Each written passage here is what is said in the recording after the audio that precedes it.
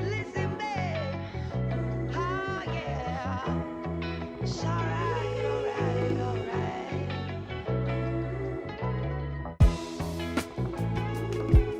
Listen, babe. Oh, yeah. It's alright, alright, alright.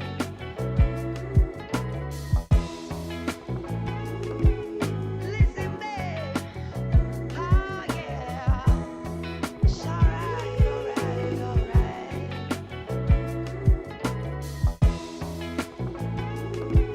Listen, babe. Oh, yeah. It's alright, alright, alright.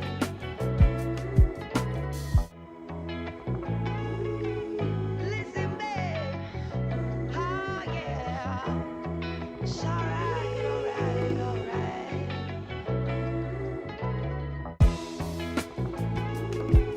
Listen, babe. Oh, yeah.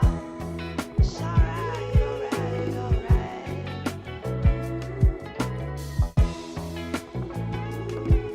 Listen, babe.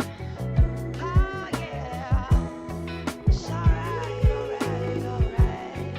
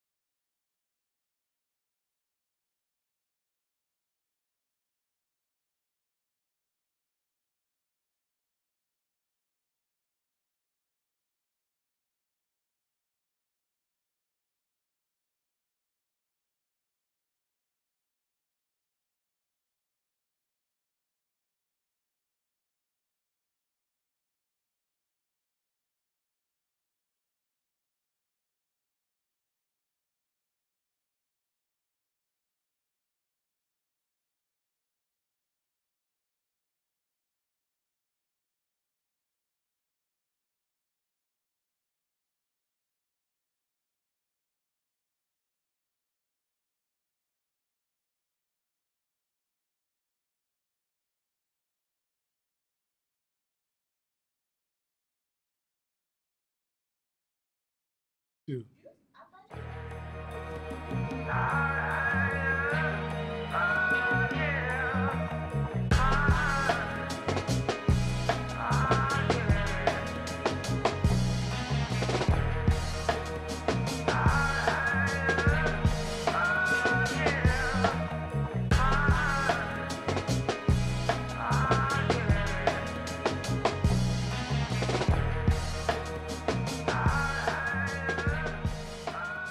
fine. We got to really, this is the beginning of a class that I envision teaching since the beginning of the year. We've always taught a lot of the principles and foundation of things that were plaguing and clogging our ability to build. And if I just kind of reflect back on my original motivation for getting into business, um, I was that pro-black dude who would go to the get-togethers, and we would articulate everything that's wrong in society, like everything is wrong in society, as far as facing black folks. And then close to the end of every get-together, somebody would say, "Well, what's the solution?" And the solution would sound like all the intelligence left the room, because it would just be these simple, elementary, we have to protest, we have to continue to fight, we have to, even when you said fight to most black folks, like most activists did not see themselves that activism was about doing. They thought activism was about speaking and judging. And most activists did nothing besides spoke and judge.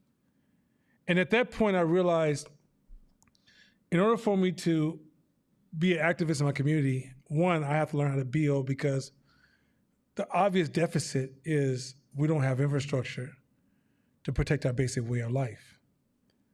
And so later, as we started to learn how to build, we noticed that there was a huge gap in black culture around business. And a lot of it was tied to the legacy of slavery and Jim Crowism, and that we became a working class people. And as we realized we was a working class people, I realized there was so many different things that we picked up because we normalized the culture of slavery for so many years that we carried over some of those beliefs and ideas. So when it became time for us to build, it was often the weight that was reducing our growth. So when we created this class, it was a behavior economic course to kind of backfill the knowledge. And then as we cleared the class, I discovered that, well, shit, most people who've come from a working class family, which is most people, we all share the same problems. So as I tried to teach a black focused class, I realized, oh shit, this is a poverty, folks who are trying to change class level. Then you realize not only black folks have this problem, but every race has this problem. So that's why this class often, a lot of the students, it resonates. It resonates with all ages, races, and genders. Then we realized, as we started to teach, we found out there's two types of students. Some of our students are entrepreneurs, and some of our students are using this class to actually become better people. But we also realized that our mission was to get more entrepreneurs in our community, which allows us to shape the outcomes of our community. We realized that blaming was kind of a passive excuse for not taking responsibility for our conditions. But in order for folks to take responsibility, they have to learn what that is. And one thing, as far as the black community is concerned, a lot of those ideas of responsibility was lost in our journey in this country. So then we got to that point and we taught a lot of stuff. And then last year I realized out of all the stuff we were teaching, some people started using it for status purposes, to signal to other people, I know more than you, to change their value in the community. But when I looked at those people who were signaling it, some of them was doing a lot of them were doing financially better, but they were nowhere near reaching the level they should or could reach. And so I realized we had to raise the bar one more time so I can get folks on board to understand some of the challenges they're dealing with and show them the context of why we've been teaching what we've been teaching. So moving forward now, we're about to really jump deep into the mechanics of building. So next time you're in a community group, like, we want to start this organization, I'm now going to introduce you to the mechanics of how to build that organization.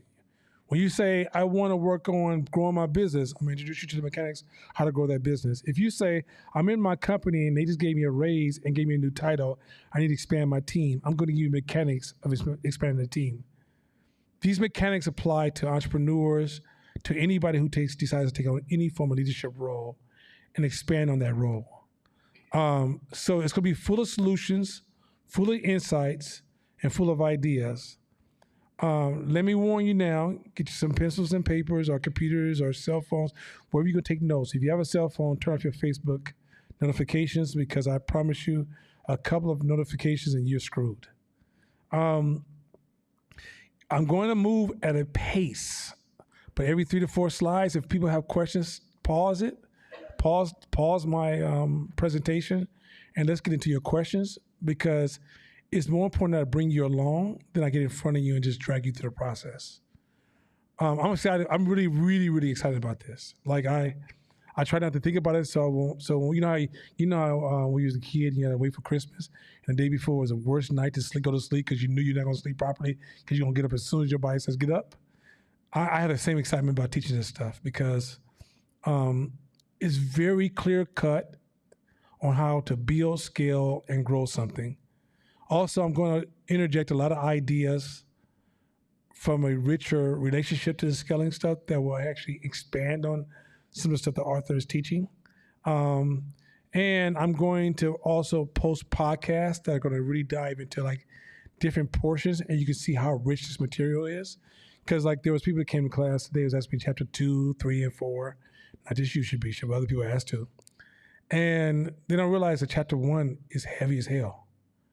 And yet, if you don't really understand the gravity of it, it's the same thing that happened to us when we did chapter 1 of Factfulness. When we read Factfulness, everybody came back to class like, "Oh, that was a cool book. I like that book. That book was really interesting." And then when I break it down, people are like, "Oh shit, no, this book is crazy deep." Well, this book is written. Voltage is written really, really fast, from my standpoint. But each one of those chapters have a lot of research and depth into it. And to assume you got it because you just read that chapter, each chapter should actually spark more questions and create more curiosity to look for more answers. Because when I say this book is crazy deep, I'm going to tap into so many things. And there's so many, remember I said most of business happens in the shadows? There's a lot of shadows being echoed all through the book that you probably missed. And once I highlight the shadows, you'll realize these are the superpower tools on shaping your behavior and shaping others' behavior, especially in the position of leadership. So, that said, Shabisha, you about ready to get down? Yep. And let's keep online. So you guys online, if you have any questions, just jump in. This is going to be an intense class. This is going to be a headache class. Like, if you might want to start bringing some Excedrin or reach for that aspirin, because I plan on stretching your thoughts. But here's the thing. Don't worry if you don't get everything. If you feel the stress of stretching your thoughts, you grew. As long as you're growing, that's the goal. The goal is not all of us to come to the finish line at the same time. The goal is to motivate us to all believe that we can actually hit the finish line. So don't put the pressure on yourself as if you need to understand it in early presentations or a couple of lines that I'm presenting. Everybody got that? Okay, one more thing. I posted in our group, are you aware of your competitive edge? It's important that you guys have to understand what is a competitive edge. Some of us, we kind of fell into the victimization of the popular social justice, our current social, the social justice rhythm of demonizing competition. In business, you're always in competition. Now, let me say something to you that may shock you. Because the African American market is underdeveloped, you can have the illusion that you have no competition. The way markets work in business is the less saturated the market is, mediocre will perform well. The more a market becomes rich and robust, the more you will start to see competition become the invisible hand that removes the junky businesses. So a lot of times you guys may have a particular segment of the market that is not experiencing a lot of competition because the African American market hasn't been fully developed.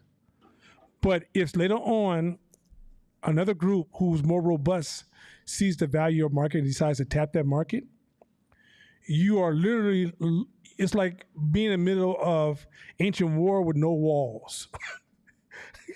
You are vulnerable as hell. So in business, you have to understand what is your competitive edge. It is not enough to go into business and become good at what you do. It is not enough in business to go to work every day and work exceptionally hard. It is critical that when you're in business, you establish what do you do better than the competition. Now, in order to do that, you cannot be a cave narcissist, which is you go inside your cave and you come with an idea why you think you're great, and then you just start to tell the world, I'm great. It means that you have to observe the behavior of your competition, find out what you do better, and if you don't do anything better, then create that. That means that you might have to put a little extra work time, reading time in, development time in, investment time in, positioning time in, whatever it requires. Then once you understand that, whatever is your competitive edge is at the hierarchy of your investments. At the hierarchy of your investments. Some of you guys are in business, but you're investing in things that doesn't enhance your competitive edge, which means your competitive edge is dwindling. 2, competitive edge is not always the same competitive edge. As the market expands, as the competition grows, and as trends change, your competitive edge will probably change every 3 to 5 years. So it's critical that you always examine what is your competitive edge, because in some cases, as you grow and as the market changes, you may actually have to dump the thing that gave you a competitive edge and pivot your business to a new competitive edge, which may actually change the business you're in. Any questions before I really take off in the direction? Because I'm ready to go 100 miles per hour to the scaling stuff. But the competitive edge thing is so critical that at some point we need to make that a Q&A. But too many of us are in business and understand that we're in competition. One of the reasons I was talking to Dave Max earlier today, and I was like, the reason I love the movie Woman King so much, because that competitive edge that movie represented it, is the way an entrepreneur moves through this world. Most of us are warriors in a game of business. But what happens is we think that we're actually in business and we're playing the destiny game, which is, I deserve to be treated a certain kind of way because I work hard. No, you don't. No, you don't. That's the reason I love the movie Game of Thrones. Game of Thrones would often punish the good person and reward the bad person. And sometimes we reward the good person and punish the bad person, because that's such is life. The distortion that the good person should always win or the good person should always be rewarded is a distortion of the human brain. And why that distortion exists is because if it didn't exist, you would lose hope. So you manufacture this idea that you will be rewarded, which gives you hope to keep you moving forward. But in reality, that's not true. So if you're getting into business and you're trying to engage in business, even the smartest doesn't always win. You're playing a competition game. And if you're not aware of that competition, you could be the smartest person, but if you're not driving your competitive edge, your chances of sustaining yourself in the market is close to none. Close to none. This is why I used to say the marijuana industry is weak in many areas, because many of them have never established a competitive edge. The market is so new that everybody ran to purchase marijuana. No one sat down and said, okay, yeah, cool. But what's our competitive edge? What do we do better than anybody else? We all work with the same goddamn plan. What do we do better than everybody else? And if you're not clear about that, then all it takes is somebody who understands competitive edge, like maybe one of the cigarette companies, come in with strength because they've been playing the game for a longer time. And then all they need to do is lean into their competitive edge. And guess what? All you guys are out of business. And you don't get to complain about gentrification or any other thing. At the end of the day, it's your job to protect your competitive edge. You can't claim gentrification if you're renting. Sorry. You have no competitive edge. How do you protect your interests? If somebody else controls your interests, you don't have any control. So at this point, you're getting angry over the hallucination that's in your mind. So competitive edge is critical. If you don't know what your competitive edge is, you should probably think about what that is quickly. And then once you think about what it is, you need to test it. And you need to understand your competition clearly to see if they have the same competitive edge. And if they don't have the same competitive edge, then maybe you have something. Then you want to test the value of competitive edge. You don't get to decide it by yourself. It is something that's understood based upon your relationship with the market you identify. Go ahead. Somebody pass Shakina a microphone. Hip hop to the hippity hop hop. Go ahead. So like how you just said, if you're renting, you don't have a competitive edge. Does that also apply to businesses? Like if a business is leasing their space, if they don't own their space, is that the same? Does that same law of application apply? Well, say again, if a business is what? So how you just said, like you can't complain about gentrification if you're renting, you don't have a competitive edge.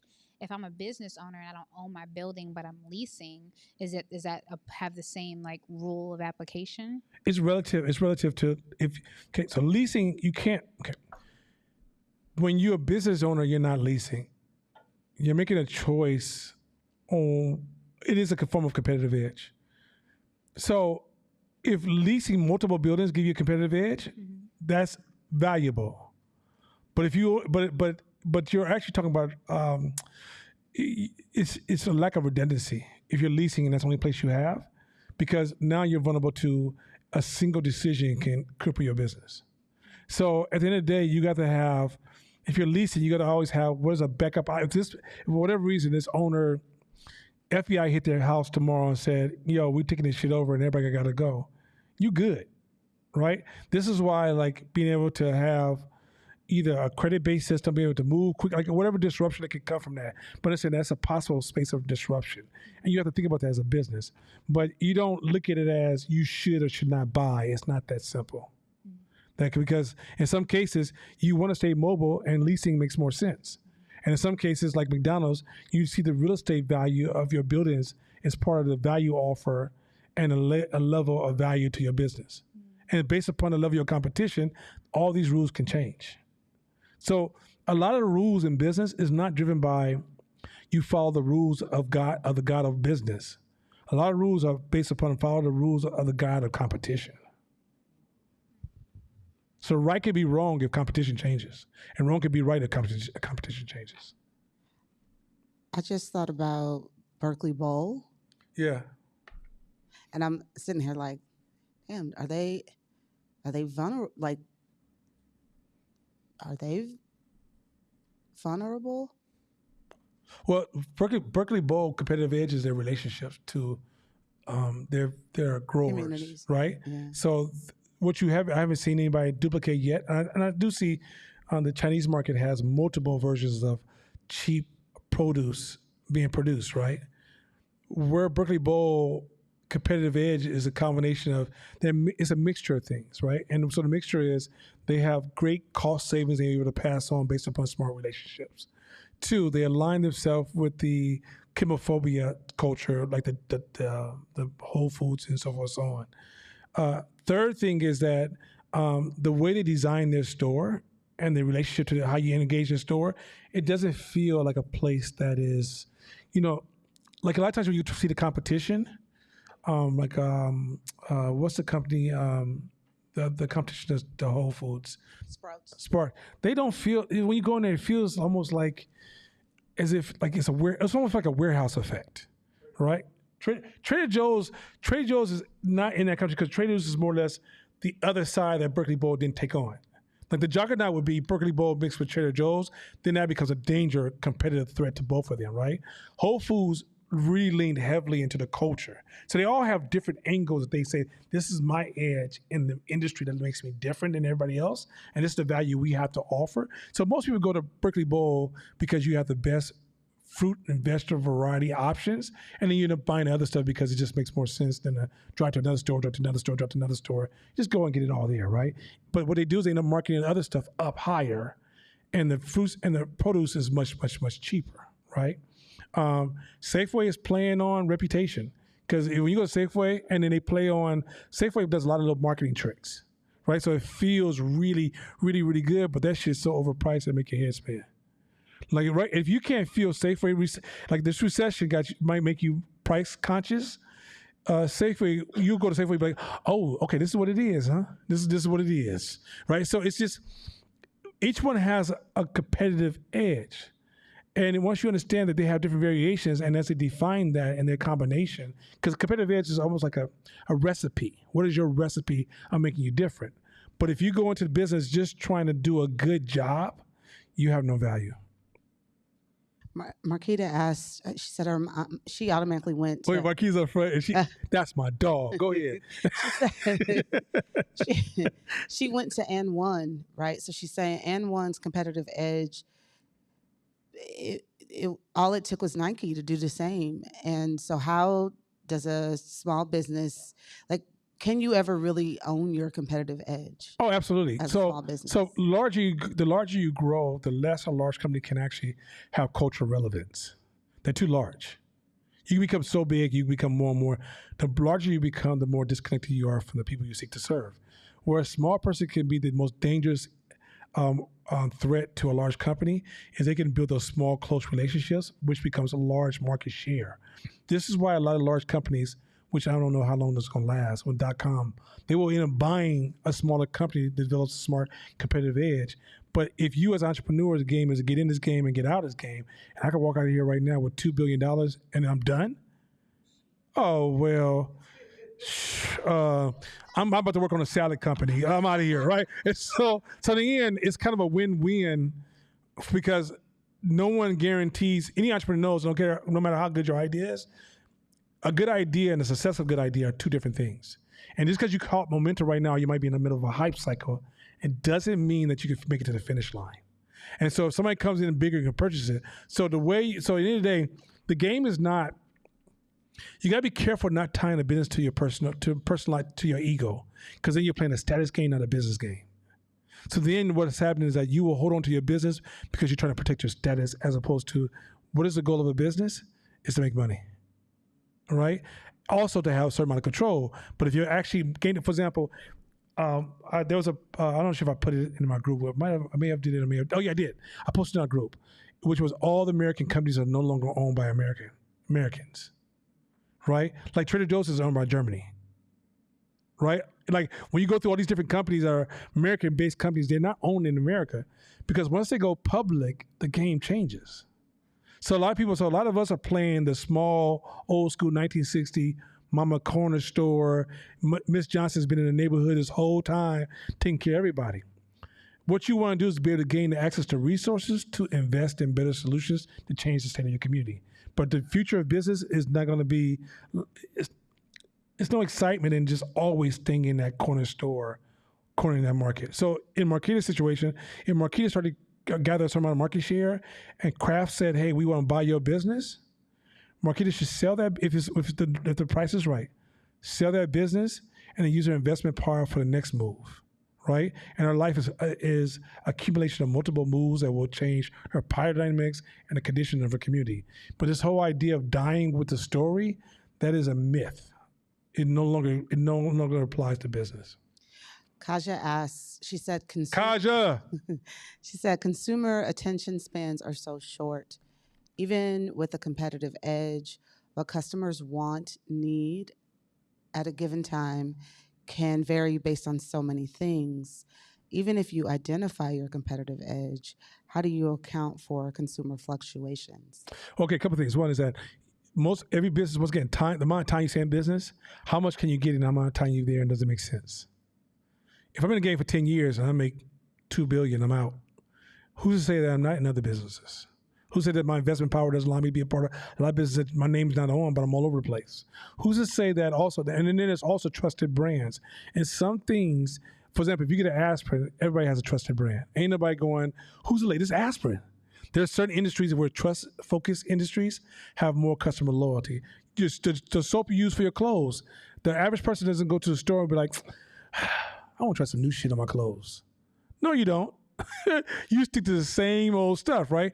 There's trend industries like Zara tapped into, but Zara made themselves a trusted source for always being delivering the newest trend that's out there, right?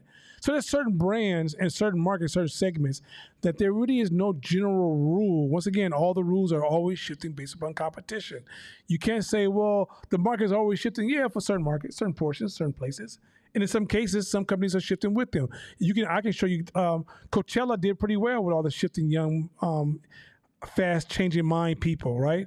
Look at the morning show in New York. They're doing pretty well with those fast shifts. Look at Kanye West. If as long as Kanye West stop wearing the white Lives Matter shirts, he'd be all right. But if he just kind of come back to normal, he's doing pretty well with this fast shifting market, right? So we say fast shifting market. What are we really saying?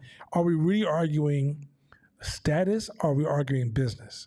Because status says we should be around. We should be around. Should last for a long time. And the reality is that, I'm sorry, that's probably how business is changing, unless you have a very small market within your town, and that is possible as well too.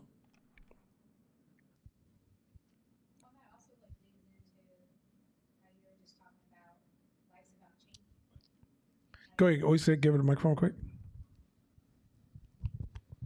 It was more so just a comment from a few classes ago when you were just saying, you know, life is about volatility and change. Right. It's like we can't be in business complaining about the market needs changing and their desires changing, and like that's a complaint, because the whole game of being you're not there understanding like how to look for the next set of changes. You're not in business for certainty. You're in business to ride the wave of uncertainty.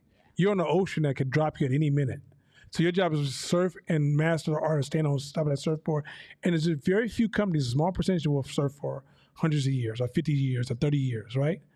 But we all have, and once you make money or your business fall, it's not game over. Once you reach a certain value, so okay, there's the product you're selling might be game over, but the amount of money you made and the status and relationships allows you to transfer to the next opportunity. Right? So you're surfing this randomness and uncertainty as opposed to trying to plant your feet in the ground and be this tree that will grow and be a 200-year-old redwood tree. It's not how business works. It just doesn't. Like, GE is no longer owned by America. GE. Right? Like, when you go through all the companies that's not owned by America, you're going to be like, oh shit, they not owned by America? Tesla is no longer, majority of stocks is no longer owned by America no more.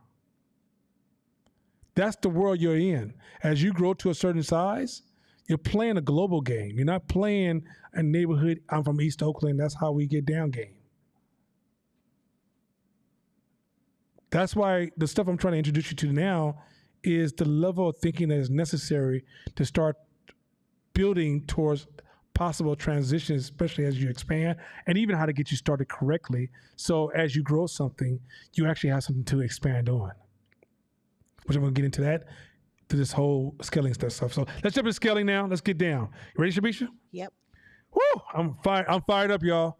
Let's go. There you go, Shabisha. There you go, Shakina. Let's do this. Let's go. That was real high pitch. This ear, that's this real, ear though. took that hit. Hey, I need that. This ear, that right one took that hit. Let's do it. Voltage, false positives. A first truth about false positives is that they can be considered as lies or false alarms.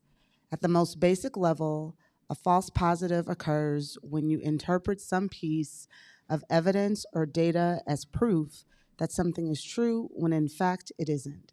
So, okay, this is critical. Not just starting your business, even expanding your business, even adding a new service in your business, even growing a department. There's this thing called false positives.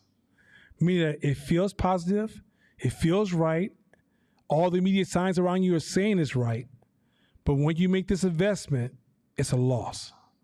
There's businesses right now that will make a decision on a false positive and will cripple their business and lose their competitive edge. False positives doesn't mean just to start up like you're at home going, what should I do? Where should I start? If you're building anything in your current business or you don't have a business at all, if you have a job and you want to expand an idea, if you want to run a community program, if you want to create a department in a school that's going to help the students, anything you want to build that's going to have large impacts on everybody, there's this thing called false positives, which will feel right. Your brain's going to tell you it's right. All your instincts going to line it as right. And in the end, all those things unconsciously, not intentionally, are lying to you. Let's keep rolling. How can something like this happen in the hallowed halls of science? First, I should clarify that. So before let me hit this. We're talking about Just Say No. It was a spinoff to the DARE program, which is program. I'm sure everybody's seen the DARE program, and it's this program that the president's wife said they received this research from Hawaii that this campaign of Just Say No had this huge impact. So when she said Just Say No, and some of the stuff that she was saying, it was based upon some research that was done, right? Now, once the campaign took off, at some point after they spent millions of dollars, they found out it was a false positive. But a lot of professional people with a lot of scientific minds were all involved in affirming that this was a great solution. Take off now. Start from the beginning again. How can something like this happen in the hallowed halls of science? First, I should clarify that when I say the data are lying, what I'm actually referring to is statistical error. Slow down. Statistical error. Remember I told you guys that you got to learn, we talked about this in the last few classes, how data distortion, seeing single numbers, learning how to see numbers. We've been talking about this whole time, right? I want you guys to see how this shows up in decision-making and creating false positives. So people saw statistical information. Now, in most worlds, people believe that data represents truth. And so a lot of times when people want to make an argument on data, they say, what does the data say? Right? But you're going to find out very, very quickly, it doesn't mean truth. Keep going. For example, when you draw a sample of children from a certain population, i.e. children living in a single city in Hawaii, random differences among them might produce an outlier group that leads you to make a false conclusion. Had the researchers gone back to the original population of children in Honolulu and tested DARE again with a new group of students, they would have likely found the program didn't work. So real quick. So a lot of times when you have a new idea, are the people you're talking to outliers? Or are they random population you seek to serve? So you might call your friends up and say, hey, I called 20 of my friends up and I presented this idea and everybody thinks it's a great idea. You may not realize those are actually outliers, right? So a lot of times, this happens to the Black community all the time. They'll find activists who are outliers. They might find preachers outliers. They might find people that are outliers in the community and pose a question, a lob a question up to, hey, what do you think the problem is? And because they get a consensus from a certain group of people, they assume that they actually have aligned a service with a need, not realizing those people, there's segments and layers to culture. So for example, if you were trying to start a business in East Oakland and you have people on this block that are supporting you, those individuals might be a different outlier group from the group that's in West Oakland or that's in San Francisco or in Vallejo or Richmond. And so a lot of times when we say, hey, I got this new idea and everybody likes it, there's no data, there's no value to that. All you're doing is selling your hallucination. Keep going. A related kind of inference problem is when the results from one group don't generalize to another. We take up this issue in Chapter 2. Unfortunately, statistical failures of this sort happen all the time. So this is probability bias. So you have a particular angle. This is when people say, I don't understand why Black people won't wear a mask. You can't, right? Because we have different motivations. I don't understand why this group doesn't do that. You have different motivations. I don't understand why the Latino community, they have different motivations. So if you don't understand all the different motivations that cause people what they do, one size doesn't fit all. And so even when you pull rich data from a particular survey from a particular group, this is why a lot of behavior science is questionable, because it comes from middle class college students, a lot of behavior science studies. And so when you take that behavior science and you do it as a practitioner to the public and try to use it in the public, sometimes it even backfires on you, because the group you're trying to use it with, they have a different calculation of reality and other variables that's impacting the decision making. And this clean test that happened amongst this group doesn't translate to that group. That's important to understand, because when you talk about business expansion, which is talking about scaling, don't assume because it's hot in East Oakland, it's going to be hot in West Oakland, North Oakland, and so forth and so on. Go ahead. As we saw with DARE, false positives can be very costly because they lead to misinformed decisions with downstream consequences, time and money that would have been better invested elsewhere. This is especially true when the lie or error is missed early on, causing enterprises that were never actually successful to begin with to suffer an inevitable voltage drop at scale. So this is when you have a good idea or a so-called false idea that you think is great, and everybody buys into it, money goes into it. I'm talking about a lot of money goes into it. And then when it scales, of course it collapses. It was never designed to grow. But in that growth process, if you're at the head of that ship, think about what psychologically is doing to you. It's selling you this idea you are so foolproof that when it falls, it's easy for your brain to assume that somebody secretly worked to destroy you because it just doesn't make any sense. When really your idea never had enough voltage at all whatsoever. Or you start, let's say you work in a company and you just start this department, and when it first takes off, the first presentation, everybody loved it. But 6 months into a year in, no one shows up no more. And you think, oh, because we made this one mistake. No, it was a bad idea from the beginning. But you couldn't see the light of the day because you guys brought into something, because you guys made it, you personalized the outcome on the solution. You weren't able to actually measure the value of, you wasn't able to measure the value offer. Keep going. The whole episode was a powerful reminder that when you draw a sample of people for a study, you must understand that it is just that. It's just a sample. So nothing too. Next time somebody says, everybody believes that, just ignore that comment. That means nothing. Most people believe means nothing. Most people don't know what most people believe, so cut it out. No one can say that. Get that out your language. Or I think this is a good idea because I talked to, stop it. Please don't run to an investor and tell any investor that you ask for money you think is a great idea because these people told you, right? Or I talk to people in my community, and because even when you talk to people in the community, you're talking to people that relate to your ideas or within your status circle. You're not talking to all the different other groups that are in that community, which are huge numbers. And so in order to understand common needs and common wants and common desires and how to align your business, stop using these overgeneralization, which we talked about last week, overgeneralization when you talk about people, because there's no such thing.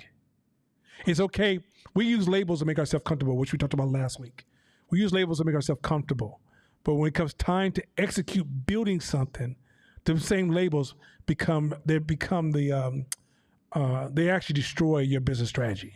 They're okay when we're just having a conversation. I'm like, black people, Latinos often, that's fine. That's nothing wrong with that. But when it's time to build, it's time to kind of go into a different space of examining and stop projecting. So many of our false positives come from us projecting our ideas as opposed to examining our ideas. Even when you get to the point that right versus wrong, you're going to die right here. This is where you die on the vine. Because you're trying to build something, but you get hijacked by being right.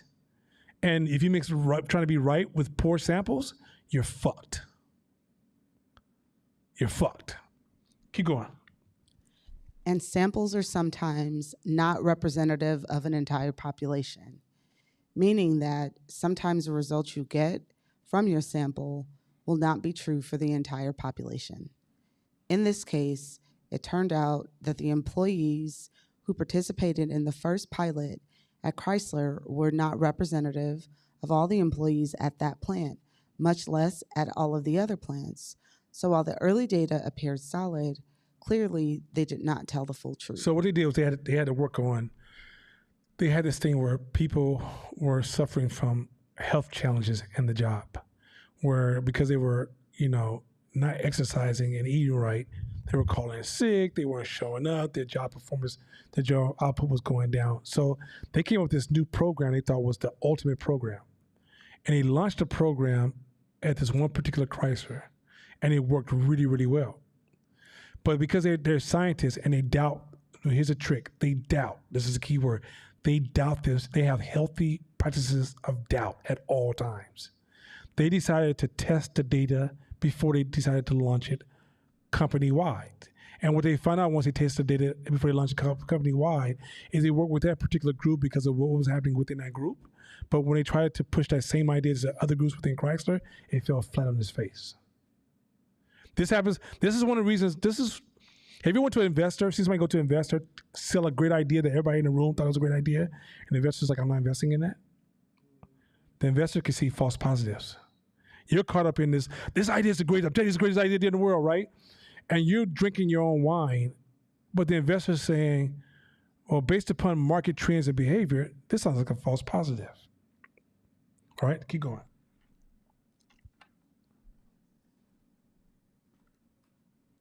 We finished. Yep, there we go. Statistical errors, however, are only one of the reasons false positives can be found across so many domains. Mm-hmm. Another main culprit is biases hidden in the human mind. So these are the biases we talked about, but let's show how the biases in your human mind stops you from seeing a false positive. Go ahead.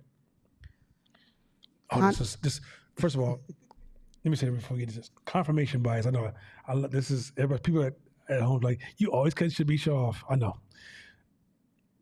This shit's about to get so good, and I'm going to show you that some of these have been the cloud hanging over our head here that has caused us to change so many things. So let's go.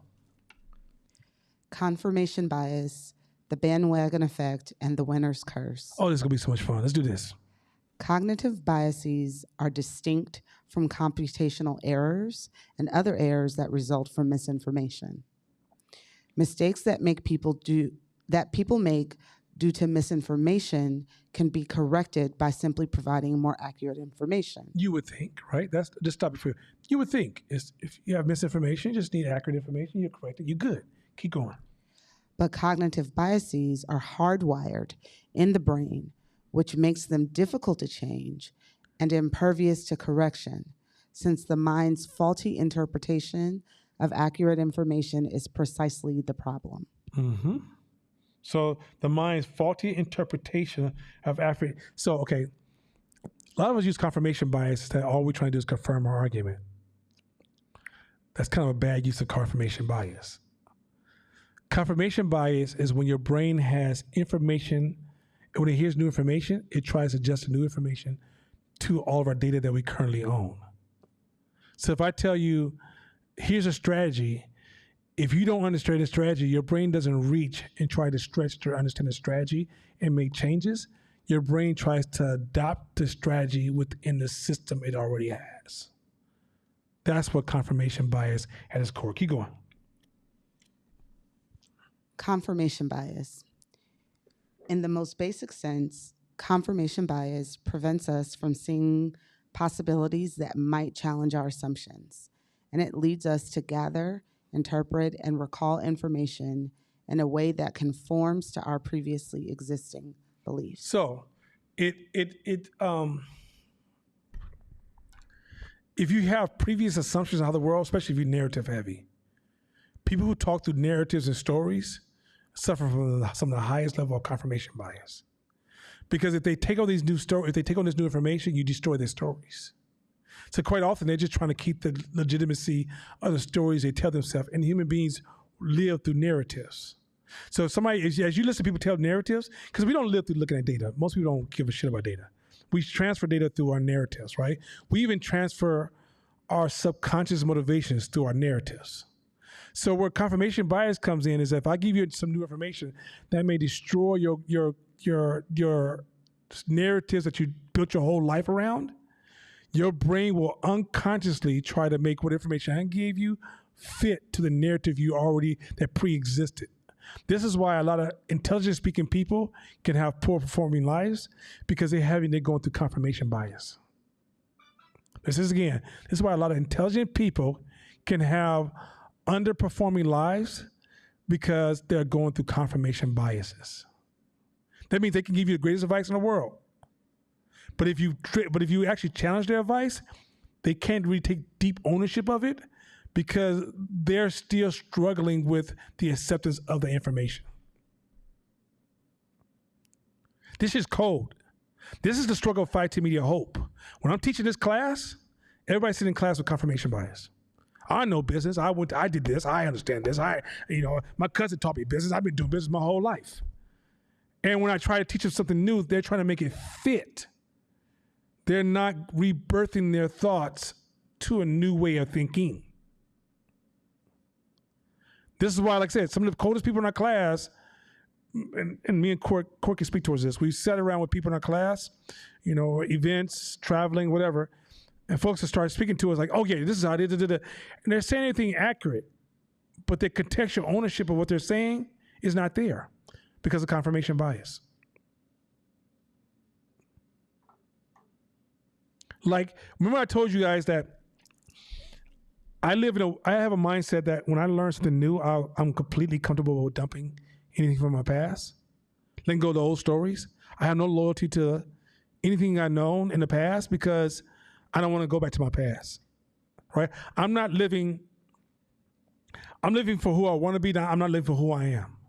This is again, I'm living for who I want to be, not living for who I am. When you're living for who you are, you're not trying to change anything. When you're living for who you want to be, that means you're willing to change everything. That's a huge difference. That means I walk in curiosity. I don't walk trying to confirm my position. I don't care about being, if you challenge me, I want to explore the challenge. I don't want to battle you to prove I'm right. That's a different mindset completely. This is why social justice doesn't work at all, because often you're trying to defend a way of thinking as opposed to exploring the person that's in front of you. If you had a chance to meet Donald Trump, it's not a time to cuss him out and tell him fuck you, because some of y'all would. It's a time to say, hey, why'd you do that way? What was your causation? And that whole time, you're just going to ask him 1,000 questions and walk out of there with your own opinion. But you're not going to sit there and try to articulate. And another thing, when you said this and you said build a wall, I felt like you was this and But let's move Donald Trump out the way. When you walk into people's life and you're always trying to make arguments and defend your position, you don't realize you're suffering from confirmation bias. Shit's deeper than what y'all been using. Because y'all be saying confirmation bias, you don't want to hear what I'm saying. All you do is go on the internet and confirm what the fuck you believe. You have confirmation bias. No, confirmation bias is that even if I'm talking to you right now, I'm still going to translate it to whatever I need to translate it to, even if I nod my head with you. So when I go out there, when it comes time to go out there and do the work, your brain is a walking hallucination machine. So when you're a walking hallucination machine, you believe you're the center of the world, like the world revolves around you. You also believe that you have the knowledge to save the world if you had to. The problem is that when you're called on to do it, you'll find out that day you don't know what the fuck you're doing. Right?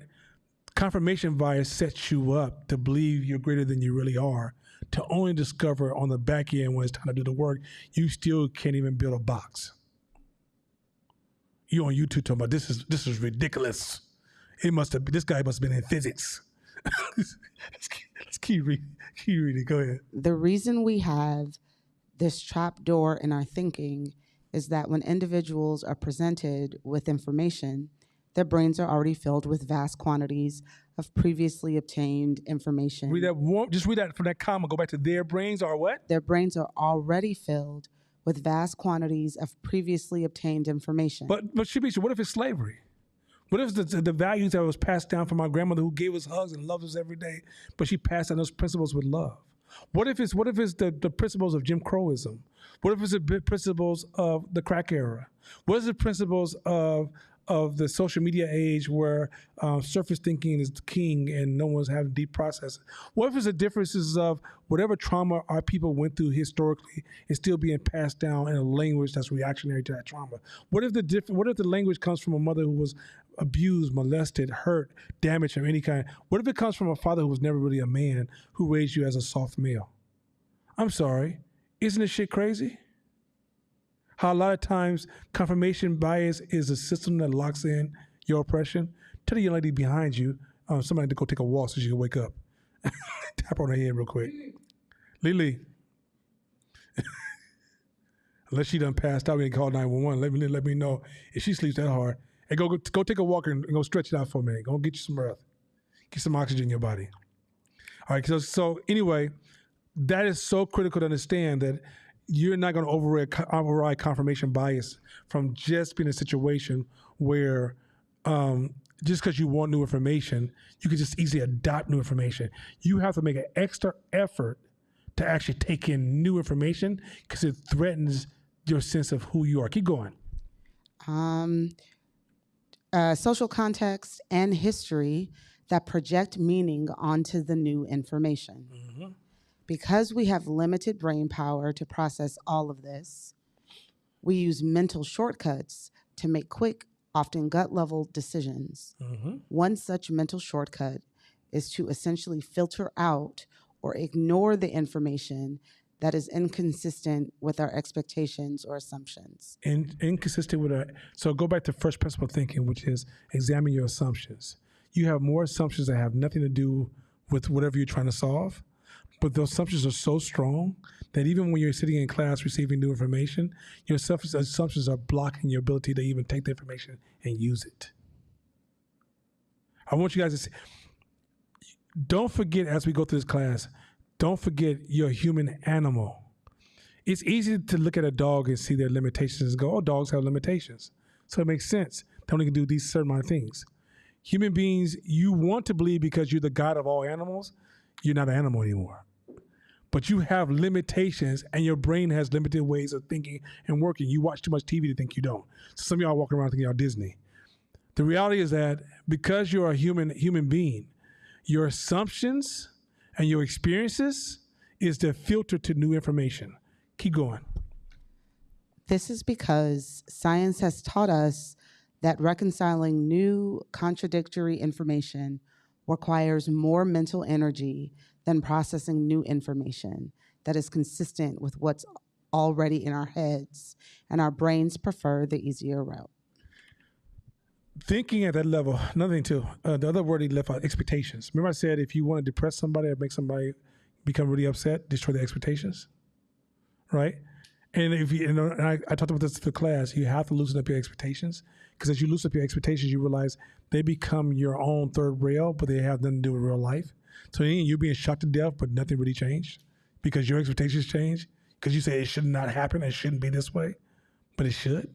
It is, it just is, right? When we talked about exercise in this class and starting a business or growing anything or expanding anything, is because you have to develop the energy for your brain to use to constantly think, to make different decisions. If you're not practicing thinking, why do you think you're making better decisions? What you're probably doing, if you've had any level of success, is you busted your ass. You brute forced it. You're fucking exhausted. You're exhausted because you're using old ideas to solve new problems, and you don't have the skill level to even see the new problem and create better systems. So if you're not training your brain to practice thinking, when it comes time to think, you're probably going to rely upon heuristics, but you won't know it because it's such an invisible, quiet process. Remember, to say it again, most business and most of life happens in the shadows. Let's keep going. This tendency might appear counter to our own interests, but in the context of our species' long ago Darwinian history, confirmation bias makes perfect sense. Yes, it does. Keep going. Our brain evolved to reduce uncertainty and streamline our responses. Real quick, let me say this real quick. The way somebody would kill you back in the days, they would tell you, you're banned, leave the town. You're dead. Because all human beings required other human beings for survival. This is again, for hundreds of thousands of generations, we all survived by tribal interaction. We're a tribal animal that's bought into the distortion that we don't need anybody. When not only do you need somebody, it is proving your body can actually catch cancer, or it can actually die faster from not having proper relationships. A baby dies from not having other human beings. But we're now in a distortion because we can push buttons, drive vehicles, and call on services. I don't need you, don't need you, don't need you, don't need you. Well, in a passive, non-functioning life, you might be right. But you might not live that long, but you might be right. Once you start to build, it's all about the groups. It's all about the groups. So all that individualism talk dies now. If you want to be an individual, don't become an entrepreneur. You say, well, what if I run my own business? Where you buying who's your vendors? Right?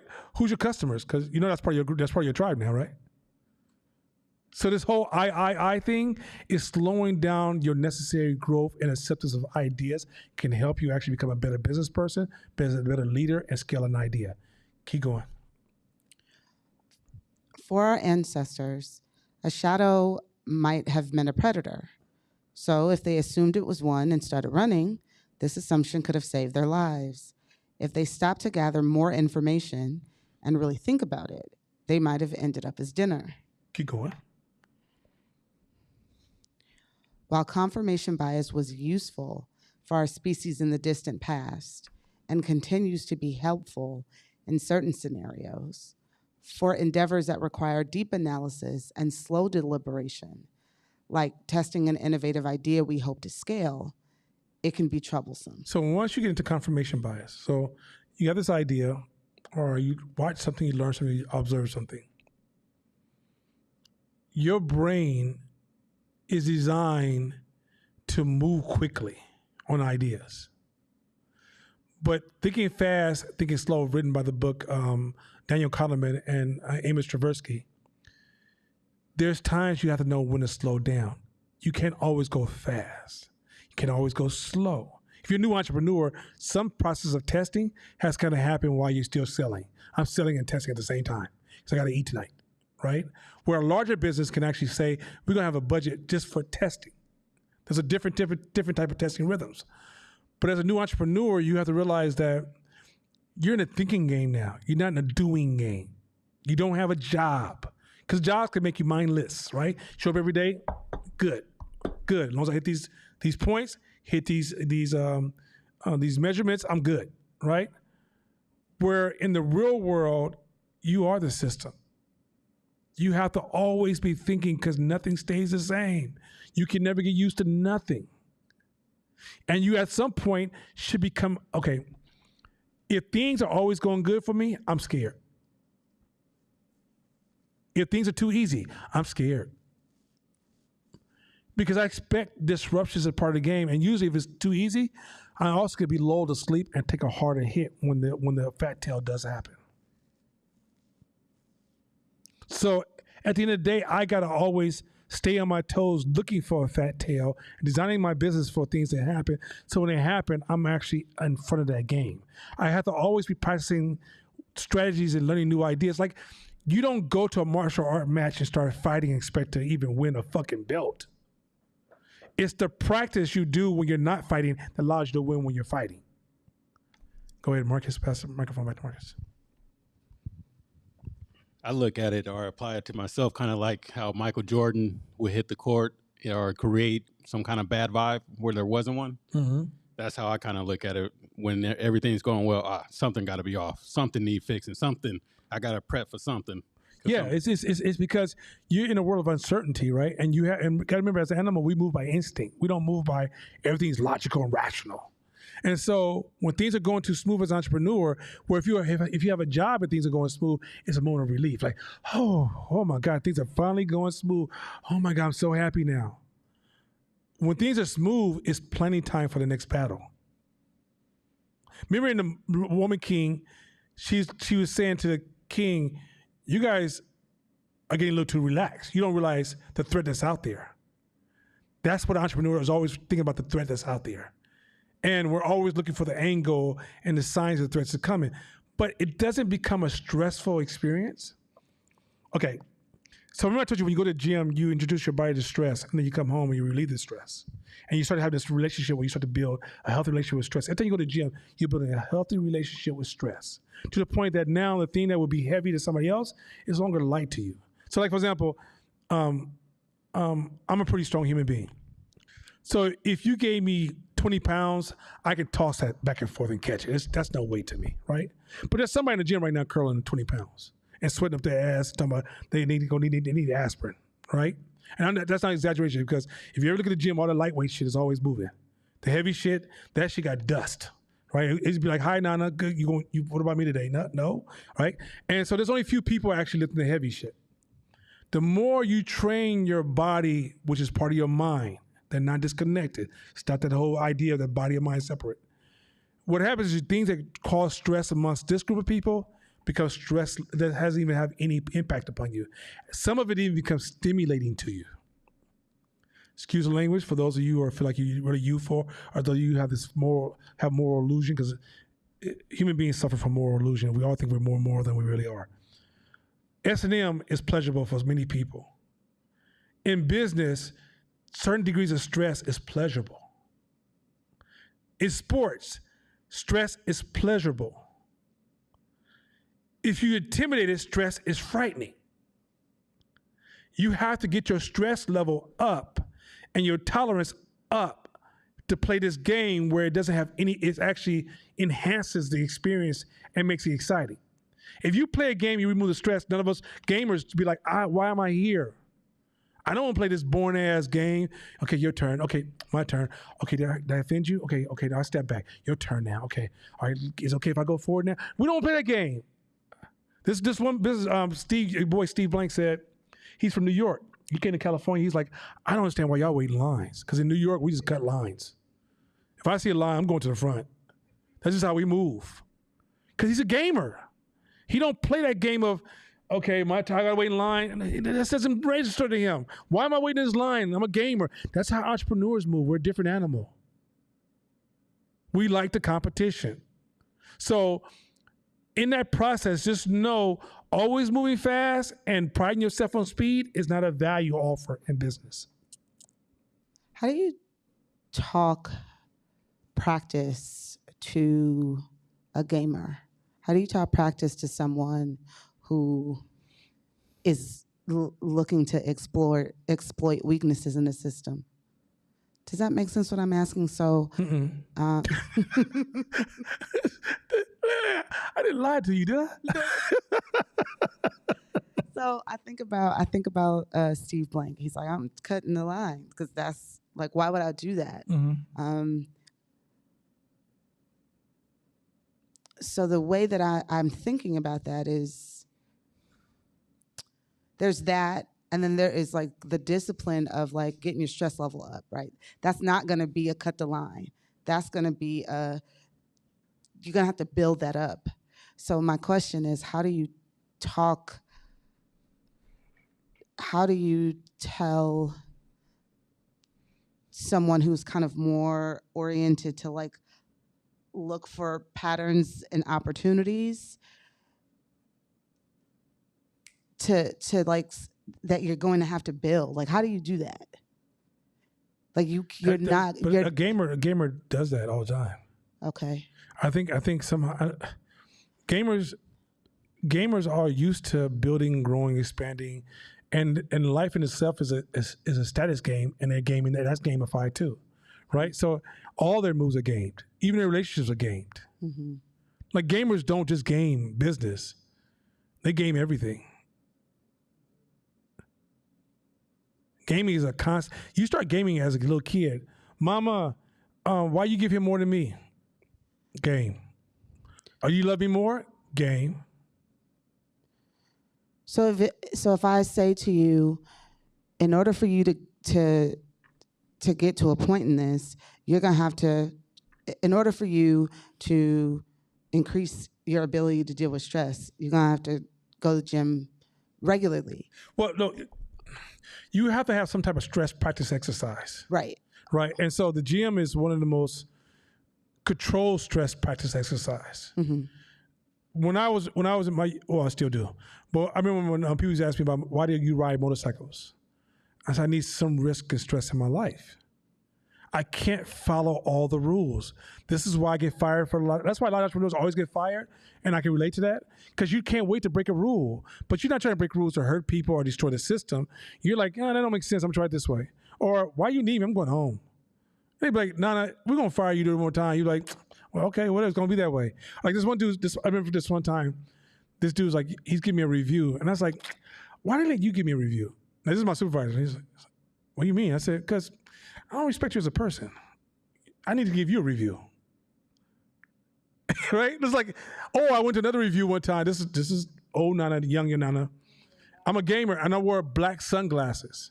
And they said, why are you wearing sunglasses? I said, because I found in eye psychology that if you can't see my eyes, it stresses the other human being on the other side of the table. And since you brought 3 people in the room and y'all playing a game, I'm going to play a game with y'all until one of us win.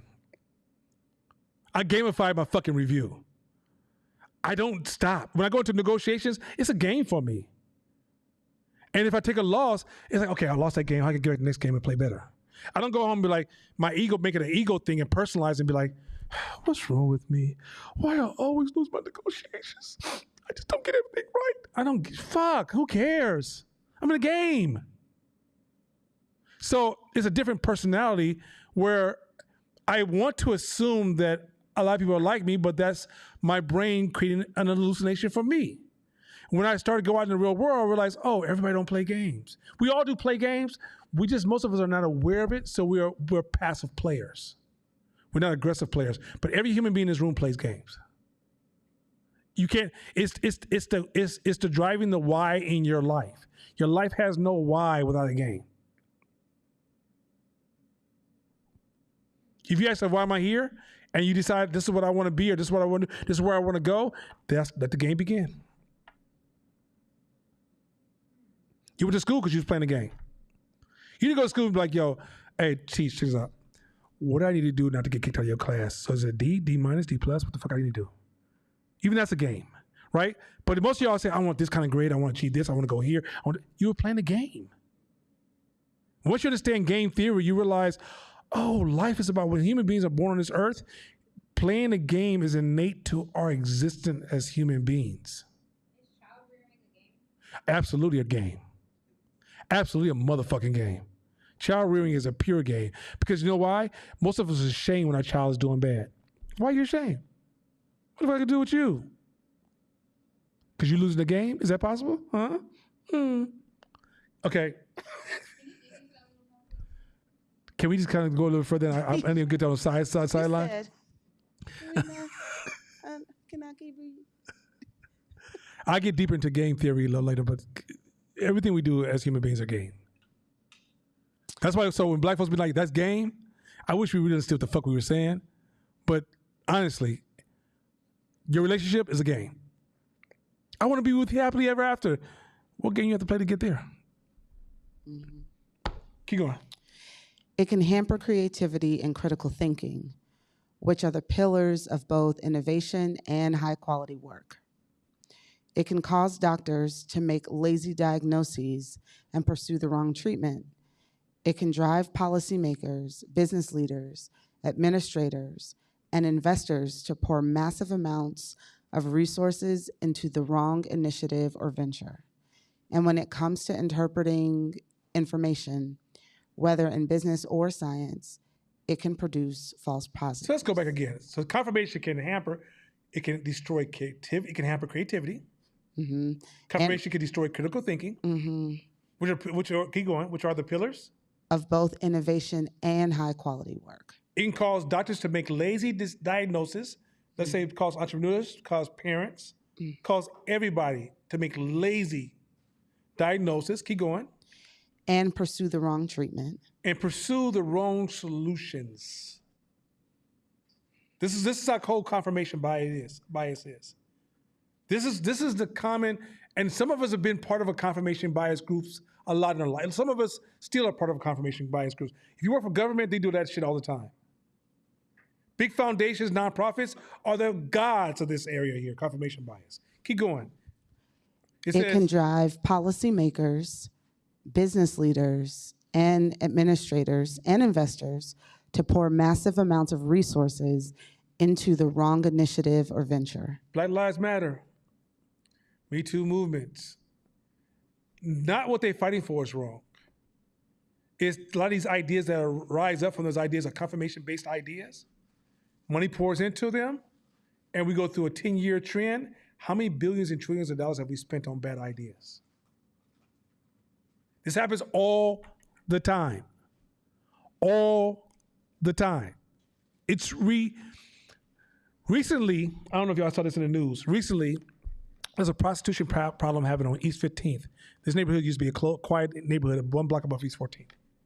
Couldn't find out your governor signed into law, it is illegal for police officers to harass the prostitutes when they're doing their work because they want to protect sex workers' rights. The Johns and the prostitutes, because they will have to protect the sex worker rights. So that's why now prostitution is all, don't do it, Sharisha, just let it go. Josh like, what? The point is this, Josh, I better not catch you out there. It doesn't mean that Jewish Jews should be on East 14th. Point is this, and so the reality is this, the people who made that decision got caught up in the confirmation bias. But guess what you don't do the confirmation bias? You don't look at all the samples and the effects and the assumptions and the decision, the impact. That's not so a lot of times you're like, why do politicians make these decisions? It wasn't because they hated you as a black person or they didn't give a fuck about you. It's because they suffer from the same thing that you will suffer from when you build something. That's what's so important. One of the reasons I hate the word racism, sexism, and homophobia that's just being used up so loosely, it creates a confirmation bias from the person who's saying it and makes you lazy in your examination of the real problem. The real problem has to do with human psychology or incentives or human motivators or things that lurk in the shadows that drive human behavior. But quite often it's easy to run to these quick concepts of racism when really quite often by using confirmation you become lazy, non-creative, all the things I just mentioned. Poor diagnosing the problem. You pour a lot of money into these ideas. If they just gave us this kind of money, this would change everything. Okay, I was telling my boy the other day, if they gave every black person $1 million in a capitalistic system, it wouldn't change much of anything. So what do you mean? Well, first and foremost, prices will go up quickly. You'll see inflation like you've never seen in these communities because since you got the money, I'm a business person, my job is coming for that money. We saw it doing the PPP loan. People got targeted real hard by businesses like, oh, you got that money? Oh, well, you should do business with me. 2, if you don't know how to have money, going back to the psychology of money, then you're going to fall victim to status. As you fall victim to status, which you're under the threat right now, your ability to even sustain those resources and make the proper investment, close to none. You may have a slight spark in a small percentage of people, but you have to understand the psychology of human beings first. So by even arguing this argument, if you receive it, then what? What have you built with what little you have? What you think $1 million is going to change it? Doesn't work that way. And here's the thing, $1 million won't mean $1 million if we all have $1 million. This is again, $1 million doesn't mean $1 million if we all have $1 million. You know why? Because now we just flatline status, and somebody says, I gotta have more than you. I gotta look strong. If I was already the king bee in East Oakland, and then we all get $1 million and we all equal, I gotta go up another level. So now $1 million is considered poverty. That's how cold it is. Because the houses you all live in right now would be rich in poor lands. But the reason it feels poor, because in your status symbol, the status is changed by a bigger dog who can look down at you and be like, oh, that's all you got? So now you're like, I'm over here suffering. I only make $100,000 a year. It's rough. That's like beneath the poverty line. But there's somebody in the Midwest or in South America who's saying, you make what? I wish I would. I wish I could have a toilet that flush every day. Every time I turn the power on and it doesn't flicker, you have a TV and you have the nerves to have an internet, right? And the reality is because you don't see that status and that your happiness is not tied to money, it's tied to your status around the money. So in the end, kind of confirmation bias ties into that. Keep going. The most interesting aspect of this study, and the many others like it, is that almost all subjects only tested number sequences that conform to their personal hypothesis. Okay, so let me quick. It's a 2, 4, 6. She didn't put that in there. So they went to a group of students and said, I want you to detect a pattern here. 2, 4, 6, 20, 22, 24, 46, 48, 50, 100, 120, 140. Can you see a pattern? So everybody's like, yeah. Because your brain runs to the easiest pattern, which is, you went up by times 2. That's what it seems pretty straightforward. No, the pattern was I just increased the numbers. That's it. You don't reach for the most simplest answer because confirmation bias tries to take you to your brain is trying to reach for these ideas and these assumptions. And it's a principle. I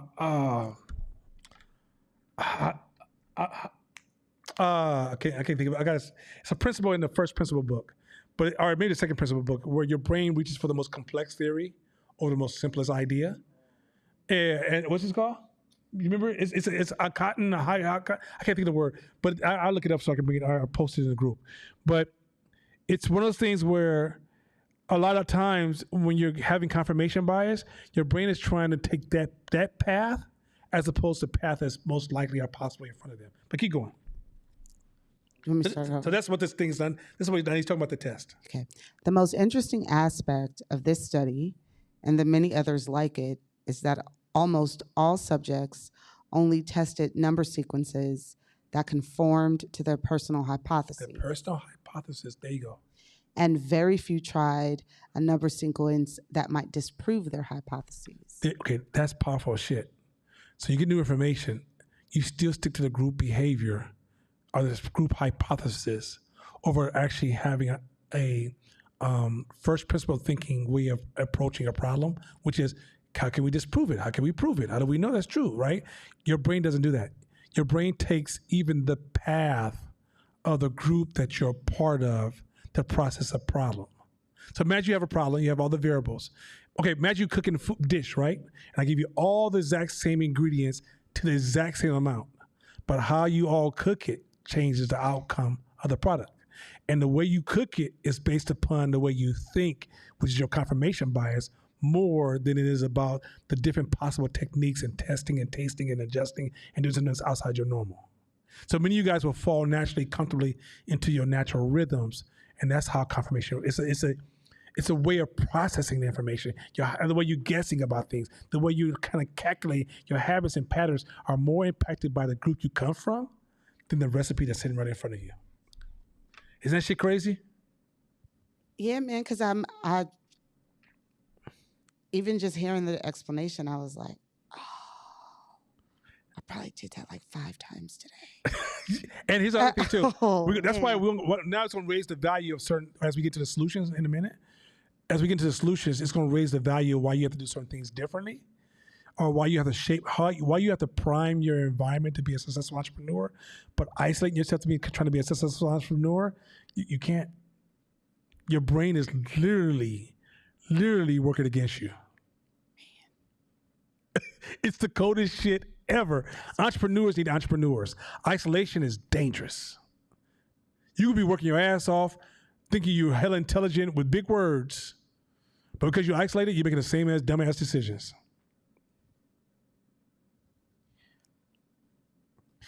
Keep going.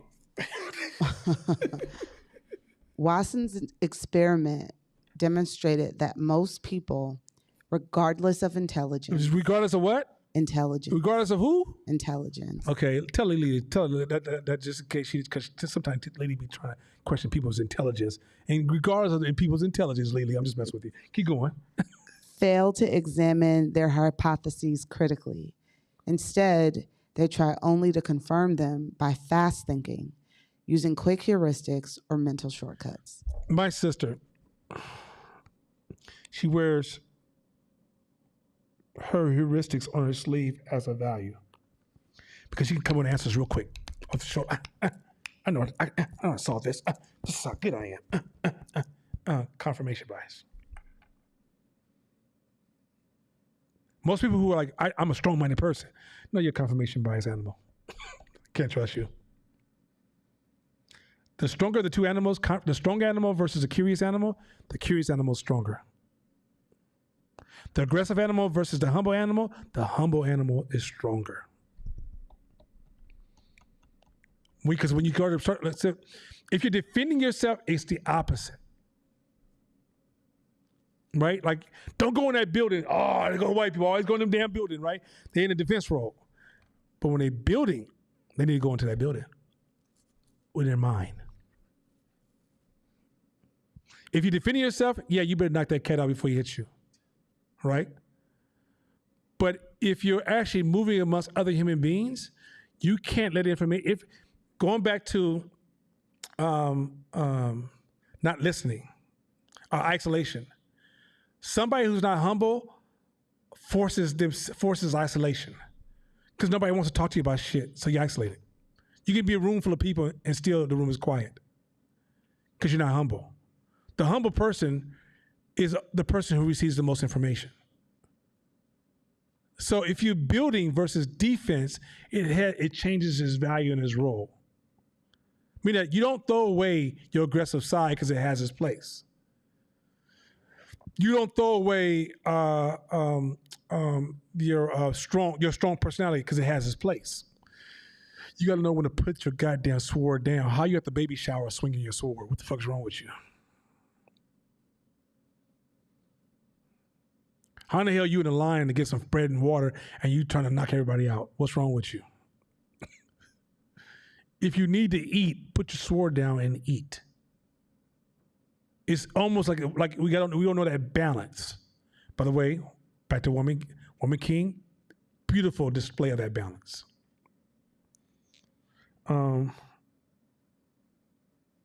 Next one. Let's get this. Let's go. This next one. All right, anybody, any questions about confirmation bias before we go to the next one? Because that's one of three. Y'all good? Anybody online?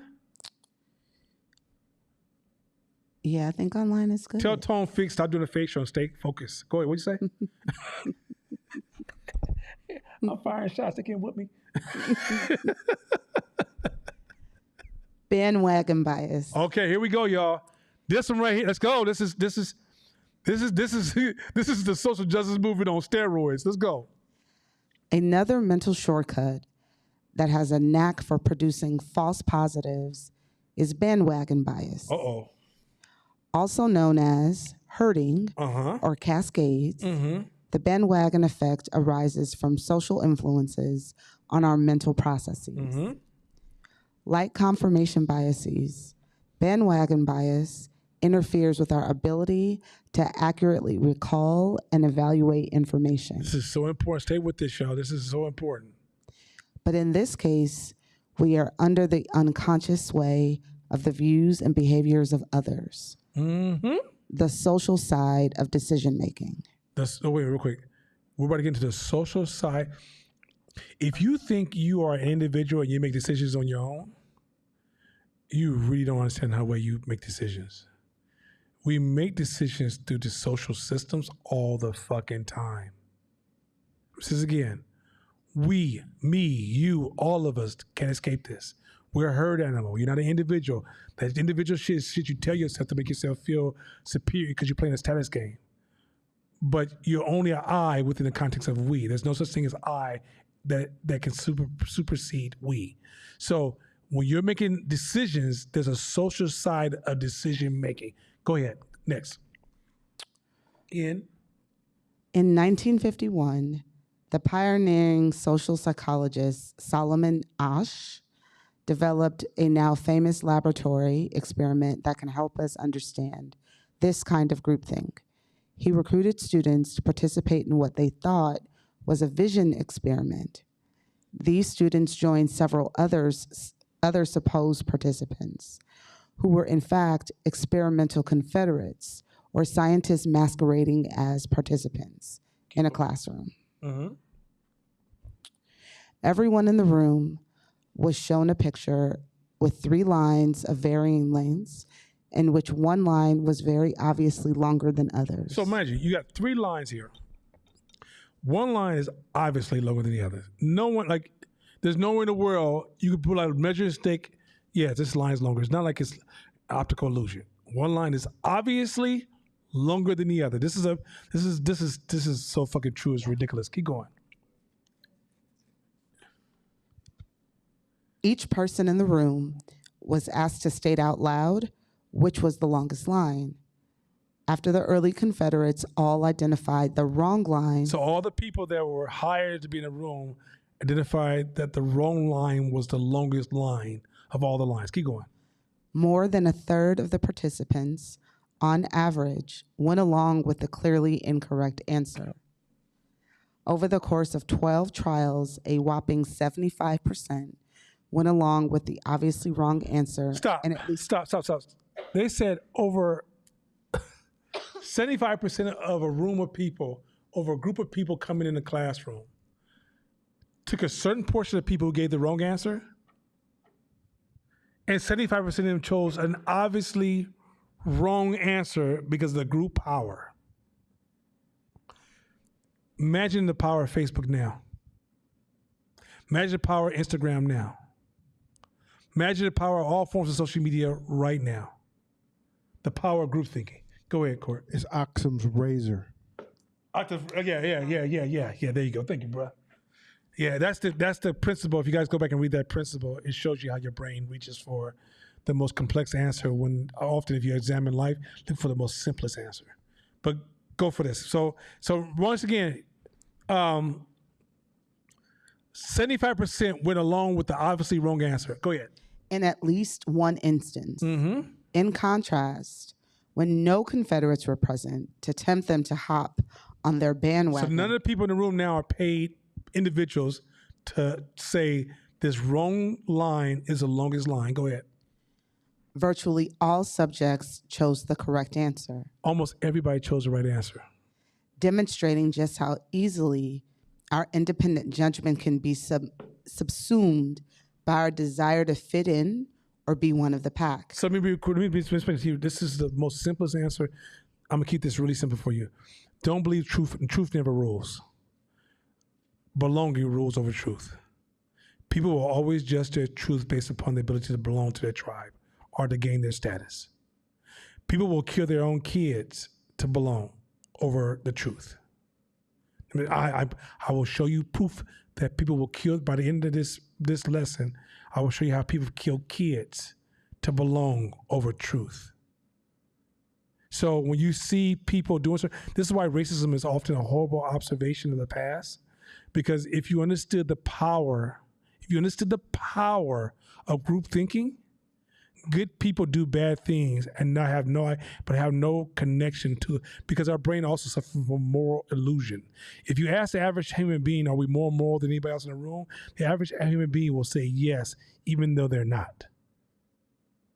Most people, human brain, because that's what your brain does. Just like your brain makes you the hero of all your stories, your brain makes you the most moral person in the room. It doesn't take into account that last night you did this, the last week you did that. That's not, the worst, some of the worst people think they're moral people. What I'm trying to explain to you is that you're under the hallucination that you are making decisions all the time. And you think that, I don't understand why this person who's so smart does something that's so stupid. It's because look at the group they belong to. The group has more power over many individuals than their own fucking brain. You got to know this, because this is how you start to see trends. You talk about scaling something. Also, if you want to keep your company growing, you'll see these behaviors kicking in your own company, causing your companies to fall off its bandwagon. You'll see yourself making bad decisions because of people you belong to, the people you hang out with. And this is when you start to realize who you hang out with will fuck your money up. Who you hang out with, well, you got high school friendship rules, which is I like that person. We dress the same. They make me laugh. They good at dominoes. But you ain't playing that game no more. The stakes are high now. You got to find, if you want to be a super athlete, you got to play against other super athletes. Stop going to the local junior high and playing with the kids. And then wonder why when you get amongst the high level athletes, they smoking you. Because you don't realize that you're a victim of group thinking. You don't get to make that call. You don't get to override that. Once you understand that you're playing a certain game, there's certain rules in the universe, you just stick to some of these rules. So you means you go say, oh, okay, hey, Court, can you be my friend? Because I know you're an entrepreneur. Marcus, can you be my friend? I know can you be my friend? I know you're an entrepreneur. You don't go out there and be like, hey, Bobby, you hella funny and I love them shoes you rocking. Can you be my friend? Bobby will fuck your life up. When I was doing Chicago Stepping, and I was going stepping clubs all the time, right? I almost lost 510 Media at one point in my life. I was dancing so much and partying so much, even though I'm going to work every day, I became blind to so many different things because my brain was shifting in my priorities, my values, my spending, my habits. And then all of a sudden, my business was like bouncing before like it finally hit the final hit. I said, oh, fuck this. I'm never dancing again. I got to go back to this business and get my business back to running. And I realized at that point, I was group thinking in the stepping community when I needed to be group thinking in the entrepreneur community. So in the end, stop telling these narrative stories like confirmation bias, but that's my best friend and we go way back. And then only to find out the day y'all have an argument, y'all don't even talk to each other no more. That fake ass illusion fell apart. Hallucination fell apart, huh? The reality is that you are playing it. It doesn't mean that you don't talk to other people. Matter of fact, you're probably better at talking to other people. It doesn't mean that you don't enjoy other human beings. But the people that you pick up the phone and talk to the most are aligned with where you're trying to go because you're trying to protect group thinking impact upon you. This is scaling shit. Now, y'all don't want to scale. If y'all just want to like, hey, do some good shit at the house and lie to yourself, telling yourself that you doing big things while you go to work every day and you're being kind of making parents always calling you talking about when you're going to pay that credit card bill, then this is not the class for you. But if you're trying to build anything, even if you have a job, these principles are necessary to get to the next level. If you had a job and everybody cares about mice and you're trying to save mice, them are not the people you need to talk to about making decisions. Because you guys are suffering from group thinking. You can't work with people who, when you start to see in a group think, like if you have in a meeting, we had a meeting on Concierge, we had a meeting the other day, and we had a group thought rise to the top around social justice, and everybody started saying, yeah, and we smothered it right away. Because that group thinking would have destroyed the ability for the group to actually think. The group has no value if all we're doing is championing a core idea. The purpose of a group is for us to be diverse. If you have a certain way of thinking, I need you to stay there. If I have a certain way of thinking, I need you to stay right there. And then I need us to come to the table in a humble, curious way and create new ingredients of thought that create new creative solutions. I don't need us all to say we all believe in one single idea, one way of thinking, which then ultimately destroys our creative advantage. See this? Where were we? Keep going. Not only is this a disturbing blow to one's self-image as a free-thinking individual, I just said it, huh? it is also unsettling implications for the science of scaling. Let's keep rolling. Indeed, there are mountains of research showing how the bandwagon effect shapes consumer choices, such as the clothing we buy. Mm-hmm. Ever wonder why different colors and styles come into fashion every year? Mm-hmm. The toys children ask their parents for. So wait a minute. The toys, children, that means that children are impacted by the bandwagon effect.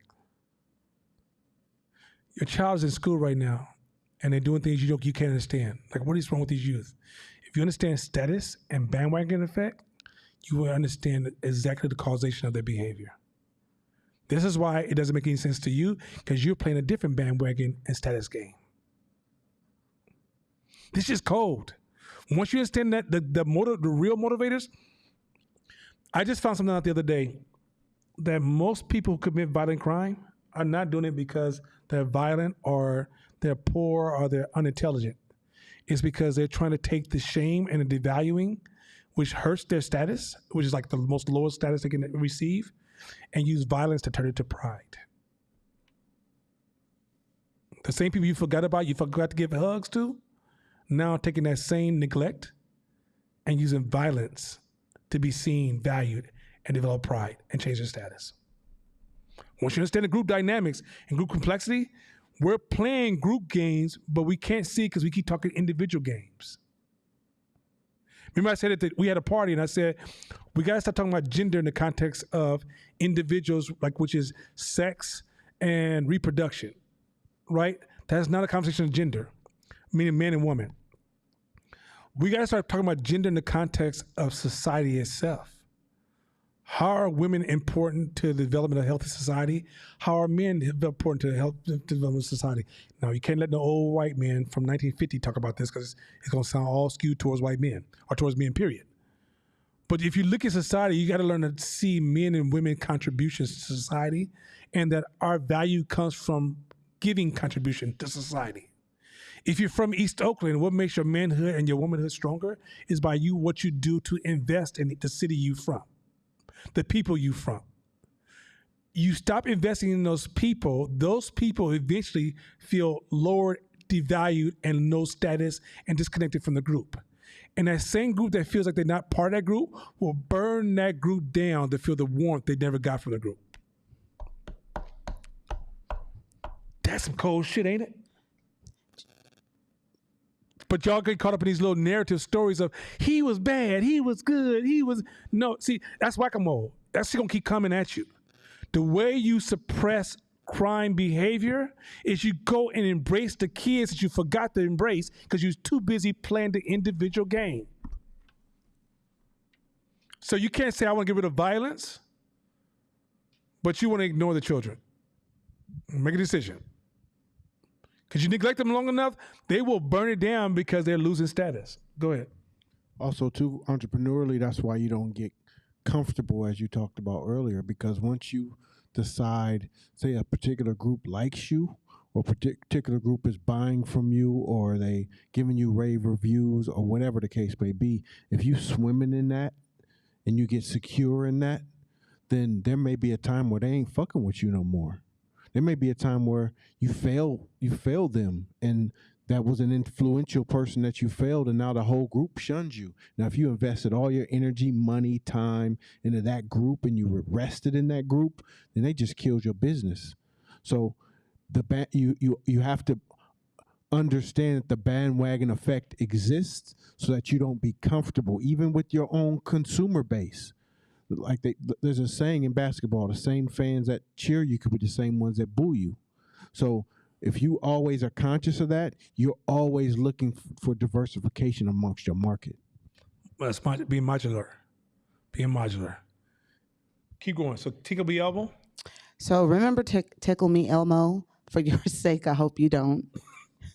And the I help at the house, by the way. Never mind. I ain't gonna even say it. Yeah, it's Inga, not me. Stop. Don't you guys been watching that? Marcus, don't be laughing. Go ahead. I'm about to ask Zinga. No, Marcus, whose toy is that? I know he's partner. I see how it is, bro. Go ahead. And the sports teams we root for and whose apparel we purchase. The top selling basketball jerseys in the United States historically correspond to the star players of the teams that make it to the NBA Finals in every given year. The bandwagon effect, or social contagion, as it is sometimes called, can even influence our political leanings and thus electoral results. While this is all well and good for marketers and strategists hired to nudge people towards certain choices over others, for those creating and launching innovations to benefit society, it can create false positives and lead to the scaling of bad ideas. Go ahead. That's hella dope because Go ahead.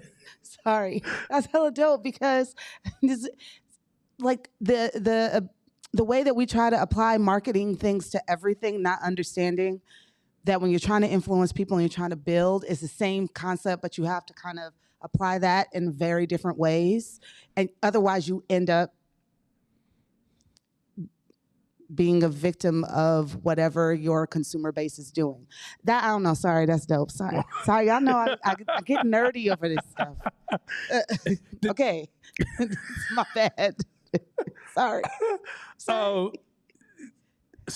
what you're saying is that, okay, so when a lot of times you learn these ideas, these are also tools you can benefit from. Let me be very clear for that. Once you understand group thinking, you know how to also motivate group thinking to benefit you. But you also understand that the same thing that can benefit you can work against you. And so you have to learn the concept, not just use it. Many times we learn these concepts in a lot of these programs, and especially especially like in self-help, you learn one side of an idea. Like somebody say biases. Yeah, biases are also good, right? And if you don't know how to use them in your favor, what you start doing is throwing these things in the good and bad pile and then not pulling them out the pile because they're in the bad pile. Not realizing, no, there's times. So for example, when one of the most famous campaigns in the United States, Uncle Sam Wants You, right? That was a status-based campaign. They were saying, you're special and Sam wants you. And if you join this, you will raise your value. A lot of campaigns go after the group dynamics and group concept and group positioning, which is called status. And if you don't know that game, you're missing all the stories that's unfolding around you. You're seeing the results and think because you can articulate the results, but you don't see them unfolding because you don't understand the game. Once you understand the game, you'll see games unfolding and being played out right in front of you that you can almost call the result out. Like, oh yeah, like when you watch a basketball game, you're like, yo, LeBron about to have a good game tonight. You can do the same thing in life, but you got to know the games that are being played to make that call. But all you guys are doing is going, hey, man, there's hell people coming in and out of that stadium. They doing something in there. I bet you it's racism. I'm not lying. It's that parallel sounds like I'm being funny, but that's how poorly racism is shrinking our thinking. I'm not saying of course there's systemic racism. I'll come back to that.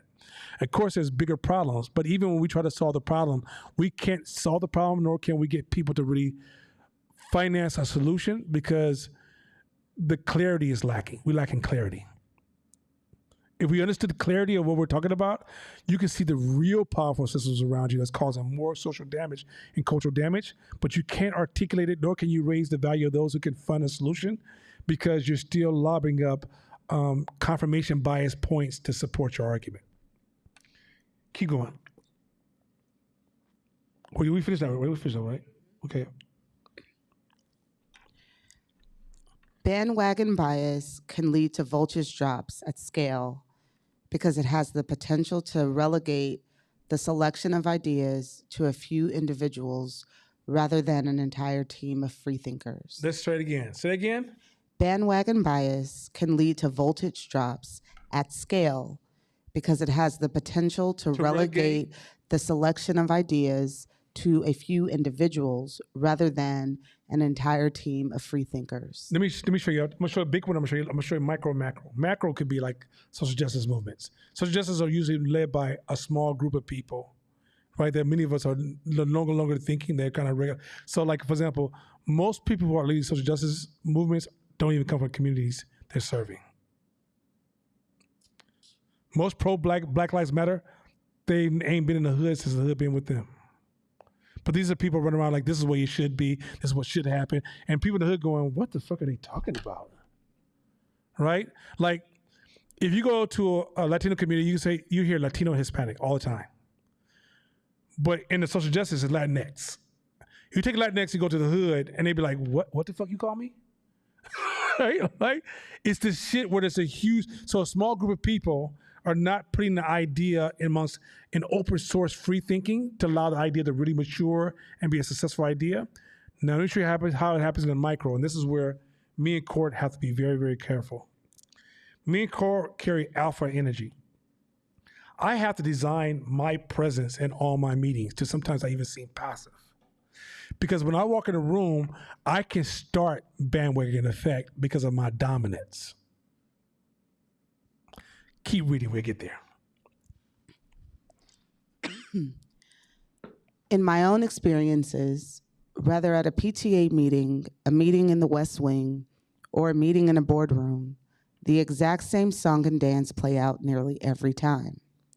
The leader, who usually is the most passionate, strong-willed person present. So remember, Shakina, the leader who is the most strong-willed, passionate person in the room. This is where you're gonna fuck. This is how we destroy the power of a team. Because remember, greatness comes from the team, not the individual. There's nobody in this room knows everything. Matter of fact, there's nobody in this room that knows a lot. We just know a little bit. Somebody knows a little bit more. But if you measure our intelligence on a global scale, we don't know that much shit at all. So in the end, you need the power of diverse people on your team. That's why you chose everybody. I hired you. I'm paying you $100,000, $200,000 a year, and I'm expecting you to bring some weight to the team. The way I lose the value of you being at the damn table to give us a competitive edge, it's just my personality. This goes back to all the shit we learned in the first 6 months about why you have to tame your personality, because now you're destroying your competitive edge because the way you show up in the room and not seeing how your impact on the group is showing up. Keep going. Tends to talk first and loudest. First and loudest. Setting the agenda. Huh? Setting the agenda. All right, y'all, this is what we're going to do. Huh? I have this idea. This is where we're going to go with this business. And, you know, at the end of the day, I want y'all to give me your opinion, because what I was thinking fucked it up. Keep going.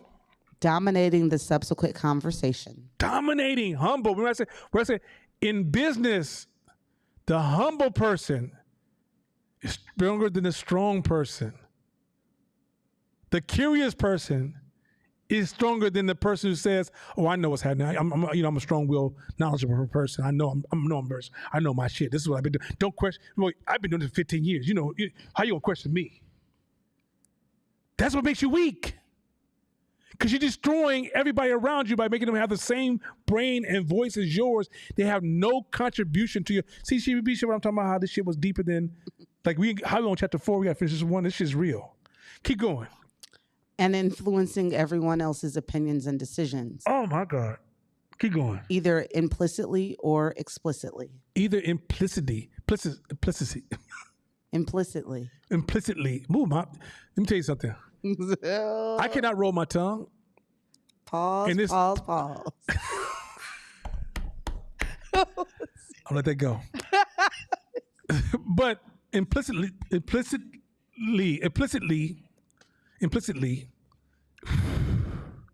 I don't have that kind of tongue. I'm sorry. Shut up, girl.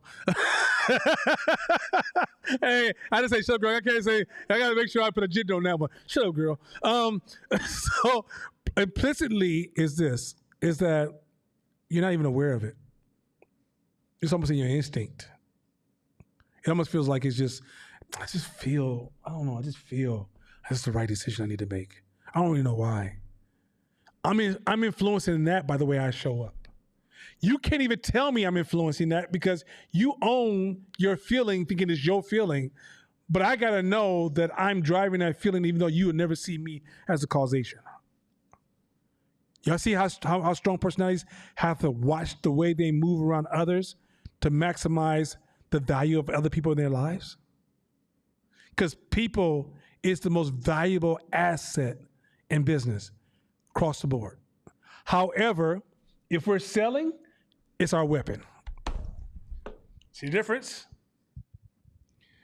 I hope Ashley's listening, because this is the conversation we had at the party about showing up in rooms. And you know, some people say, you know, I'm tired of dimming my light. I want to show up in a room my best self at all times. And if people are offended, then oh well, or vice versa, or anything around that.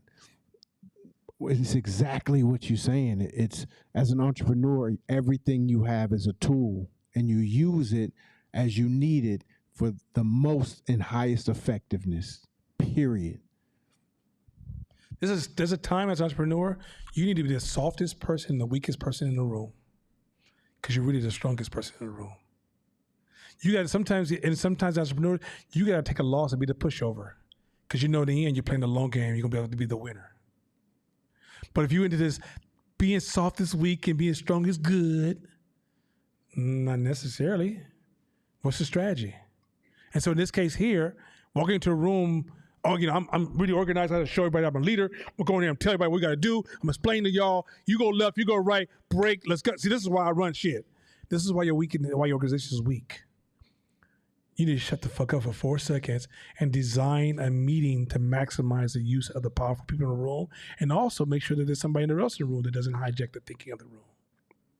Also, take time and find that person who's very introverted, quote unquote introverted. I'm saying quote unquote on purpose, or shy, or not comfortable being seen. Extract that value too. And all that value is part of your equation in decision making.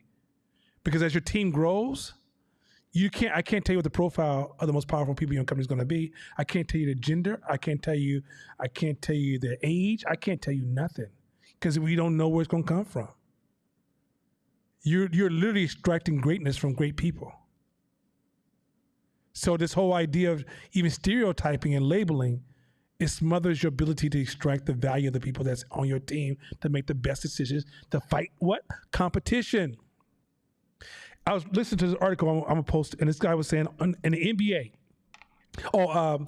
Mark Cuban. He was saying in the NBA, if a team gets one weed smoker, cool. They get 2 weed smokers, and he had to let go of one of them. To the outside, you might be like, why did they let him go? Because if 2 weed smokers, if those two come together, they change their profile in the group and they become contagious to the group. So the group can handle 1 weed smoker. The group can't handle 2 weed smokers. The group can handle one person who's like one Dennis Rodman. I can't have 2 Dennis Rodmans. If I get 2 Dennis Rodmans, I got to fire somebody. That's just what it is. Because you're not playing in basketball, such as life, an individual Michael Jordan game. In basketball, we often see Michael Jordan as the most valuable person, but all 5 players have equal value if you spread the value out contextually. Michael Jordan is the most traumatic story and the most brightest thing that's going to pop off the screen. But if this dude doesn't guard his player correctly and his player score just as much as Michael Jordan, you just watch the value of Michael Jordan. If this dude don't run his plays and he compromised Michael Jordan even getting the ball, you just hurt the whole damn team. So all players have value. So when one of those players start to shift value, you shift the value of your number 1 player. And then sometimes the number 1 player is you. So group dynamics is critical in scaling. So you got to always be looking at human behavior and group dynamics and personality and interactions between players and racial diversity and all these different things to make sure that you have a rich enough team to compete in a game of high competition. It's no longer that I do a good job and I'm a good person and I study all the time. I go to Hope. Keep going. After all, we tend to want to align ourselves with the person who makes promotion and salary raise decisions, though there doesn't need to be a power dynamic for the bandwagon bias to shape the dialogue. It can kick in anytime anyone makes their preferences known early on. So when an idea or intervention is vocally championed by a trusted or influential source. So there's somebody in the group that's strong and they voice their opinion aggressively. Go ahead. Who isn't necessarily an expert and may have their own agenda. So a person who's articulate with charisma can fuck up a meeting with no expertise. This happens all the time and all over the place. It happens in the media, happens everywhere, government, businesses, nonprofit, schools. The people with the strongest charismatic personalities will move the needle further than somebody who's actually takes ownership of the problem. Keep going. It can result in jumping on board. In cases like these, what seems like an honest consensus is in fact a false positive. What seems like an honest consensus is actually now a false positive. Keep going. In that any number of people in the room might have opposed the idea were it not for their desire to conform with views expressed by others. Next thing you know, good. The next thing you know, she must. I don't know what she did. Recall how in the case of Dare. Okay, go ahead. Recall in the case of. Yep. Recall how in the case of Dare, the National Institute of Justice's favorable assessment in 1986 of the program's efficacy turned out to be a false positive. So real quick, professional people of high rank and title, remember the hero effect, confirmed that this is a good idea. This happens all the time. Everybody's going along with it, like social justice. No, it's a good idea. Why not hate social justice so much?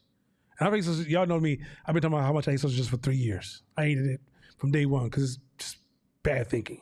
It doesn't have to do with scaling. is definitely a group. It's definitely a bandwagon effect. But look how much money has been poured into it. Look how much money is continuing. Do you understand how many laws in this country have been changed because of social justice? OPD was asked to step up its aggressiveness to suppress crime in Oakland. And then somebody said, well, it's kind of difficult because our budget was cut by $50 million when you guys start talking about defund the police. It actually got to the council members and they decreased our budget by $50 million. What? Wait, what? Now, let me show you where there's a flaw at. Where was that George Floyd? Was it Michigan? Huh? Minnesota. Where was Trayvon Martin? Florida? Where was Breonna Taylor?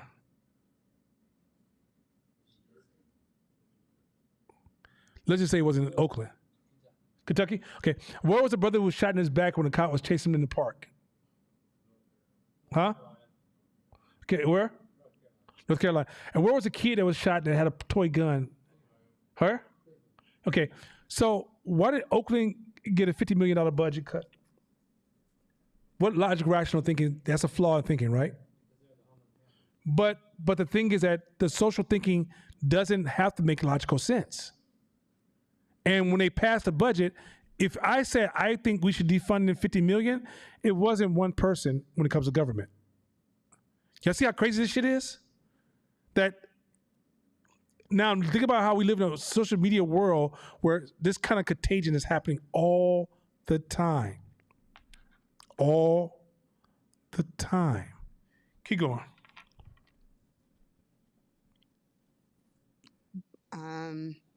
By then, so they didn't no. So in 1960, the program turned out to be a false positive, but this wasn't widely accepted until long after the program had been scaled nationwide. So mind you, once it failed, all of a sudden people could see the truth.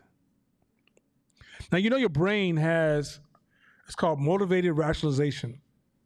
Meaning your brain will literally remove rational information if it's not motivated. This is why you guys would date somebody who ain't shit and everybody else can tell they ain't shit, but you can't see it because you're not motivated to see it.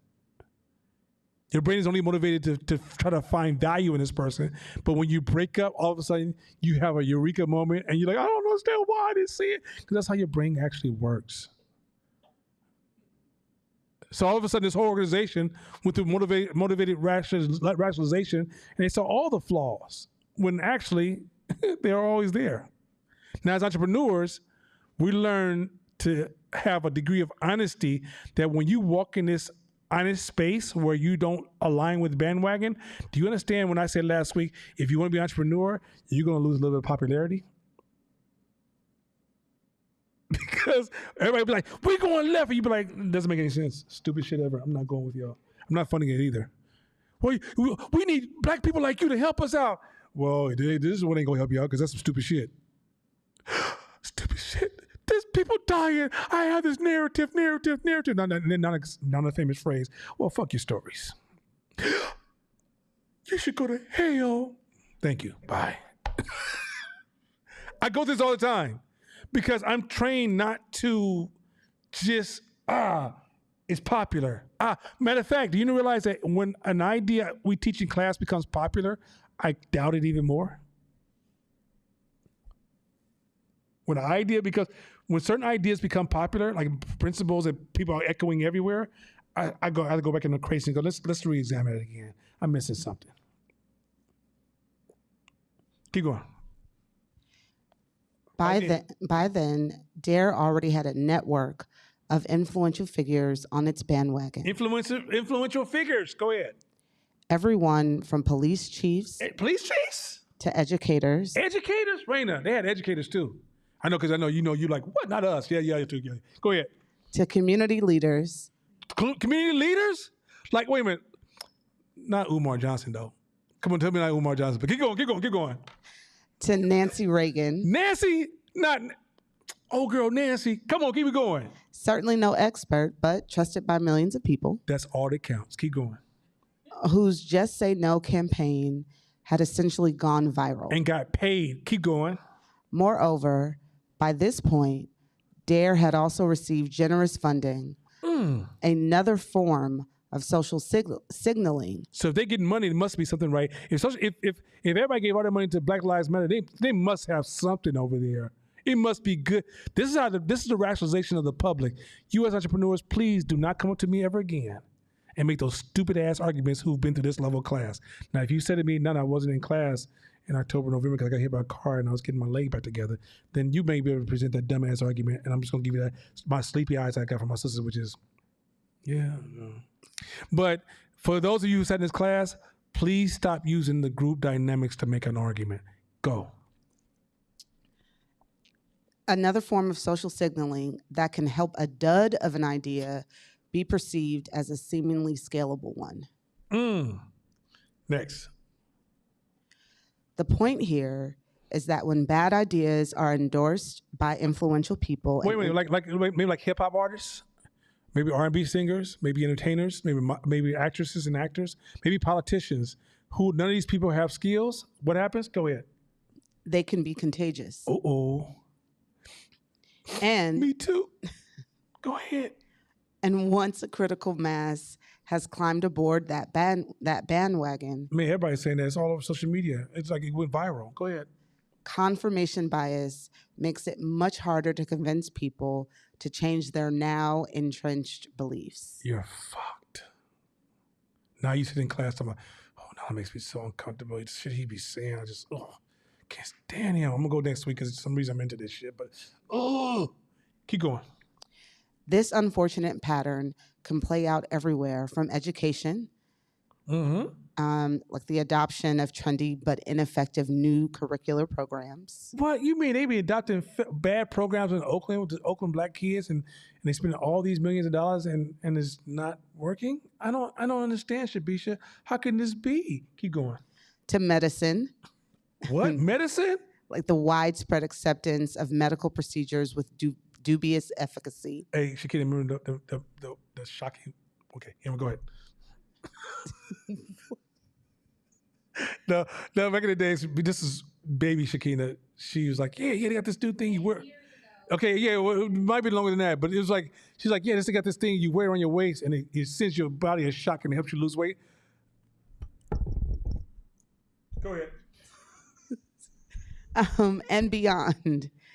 In all of these cases, bandwagon bias likely not only resulted in social and economic harm, but also hijacked funding from programs or ideas that would have been more beneficial. Stop. That's it right there. Bandwagon effect is start. That's why I hate social justice a lot. Because when we talk about doing the real work in the black community and Latino community and any poor suffering, white, one of the largest poor communities is white community, only things that to help people who are good people who are just stuck in cycles of thought that's causing them to have this consistent experience. I don't think nobody's bad. There's no such thing as bad people or inferior or superior people. It's just some people were raised in a situation where they caught it in a cycle of thought that's causing them to have the same experience over and over again. The reason I fucking hate social justice so fucking much because it stars the systems that actually can drive solutions. Because those ideas can drive solutions sometimes don't gain the popularity of the bandwagon effect. And so Black Lives Matter gets all this cash. And I promise you, if you live in the hood, you don't know what the fuck that cash is doing, right? But there's a program right now that every week there's some dude out there working with the kids, he put the time in. Instead of funding him to make it a more robust solution that can have huge impact, we'll fund some idea that's coming out of a university that sounds so good that's caught momentum online. And so it's not that I hate Black Lives Matter because I'm right versus wrong. It's the deprivation of all the good people that are actually on the ground level who doing the fucking work.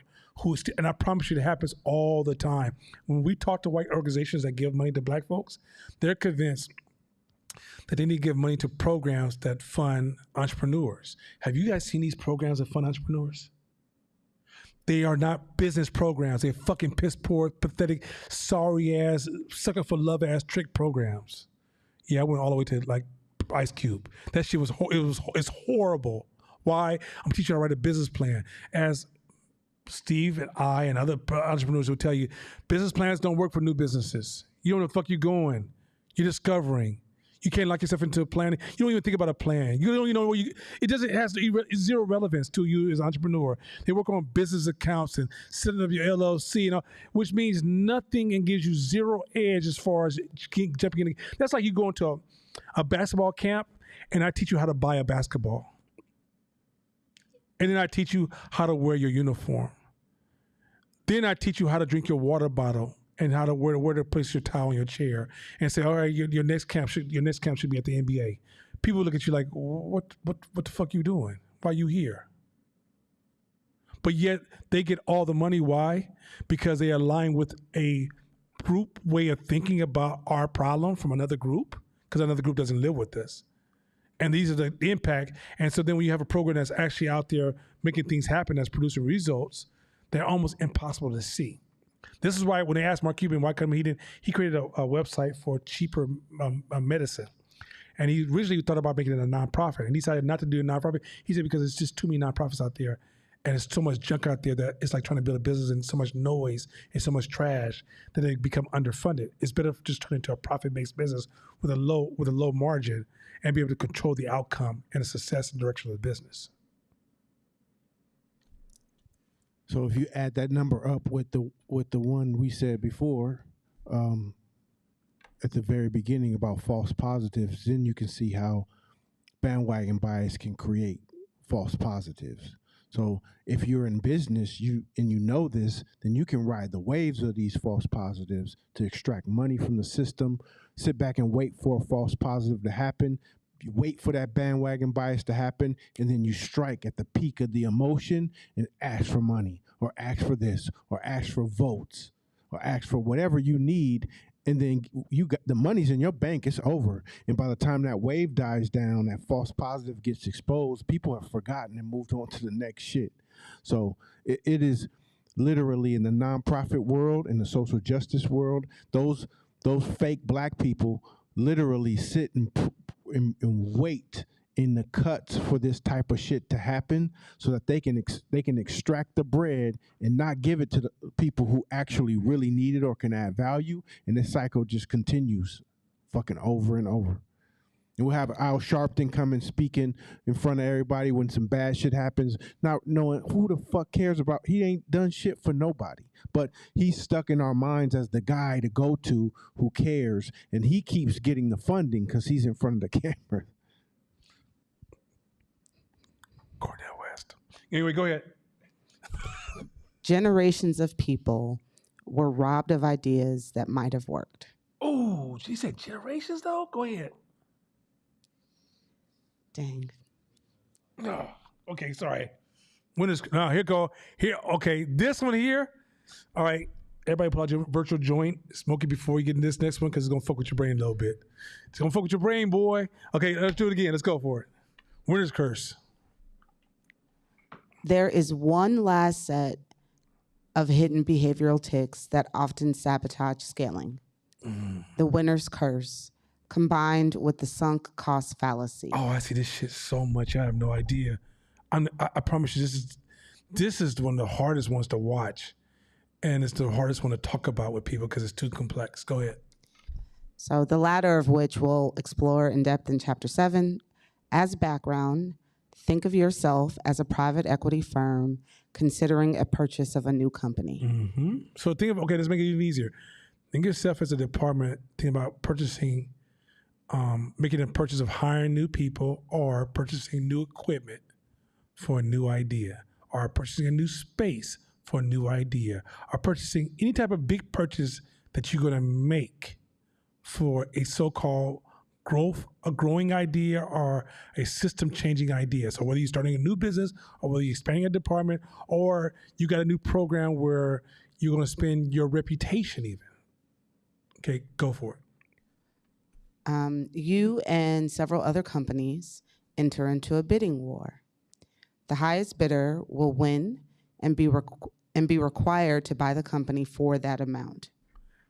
Would you be tempted to bid more than the company is worth to ensure you come out on top? Okay, watch this. This is so much game. So, okay, we just experiment real quick. Oh yeah, I think it's here. Go ahead.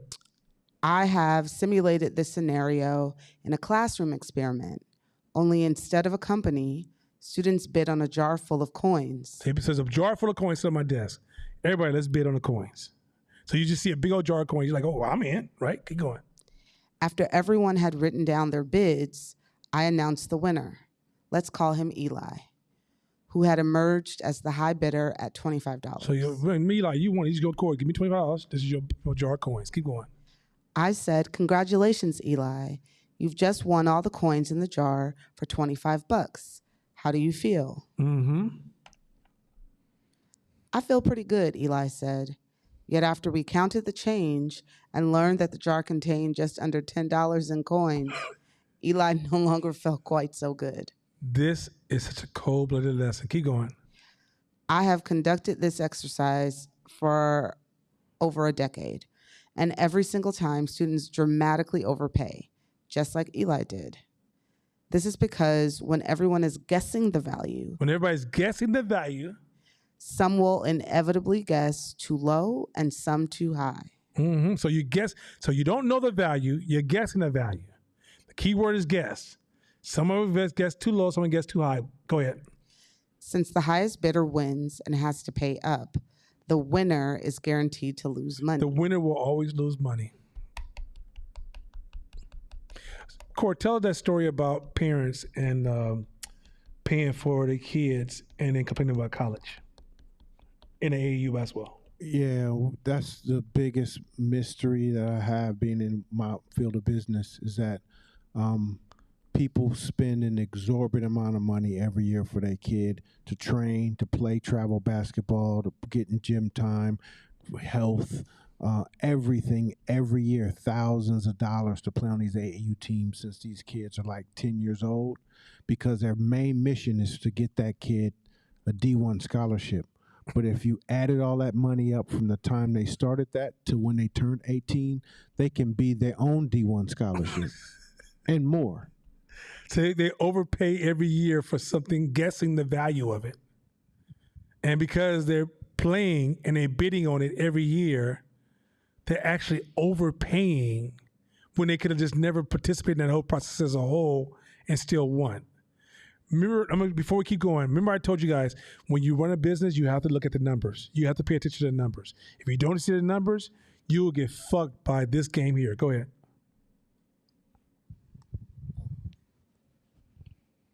Not challenging the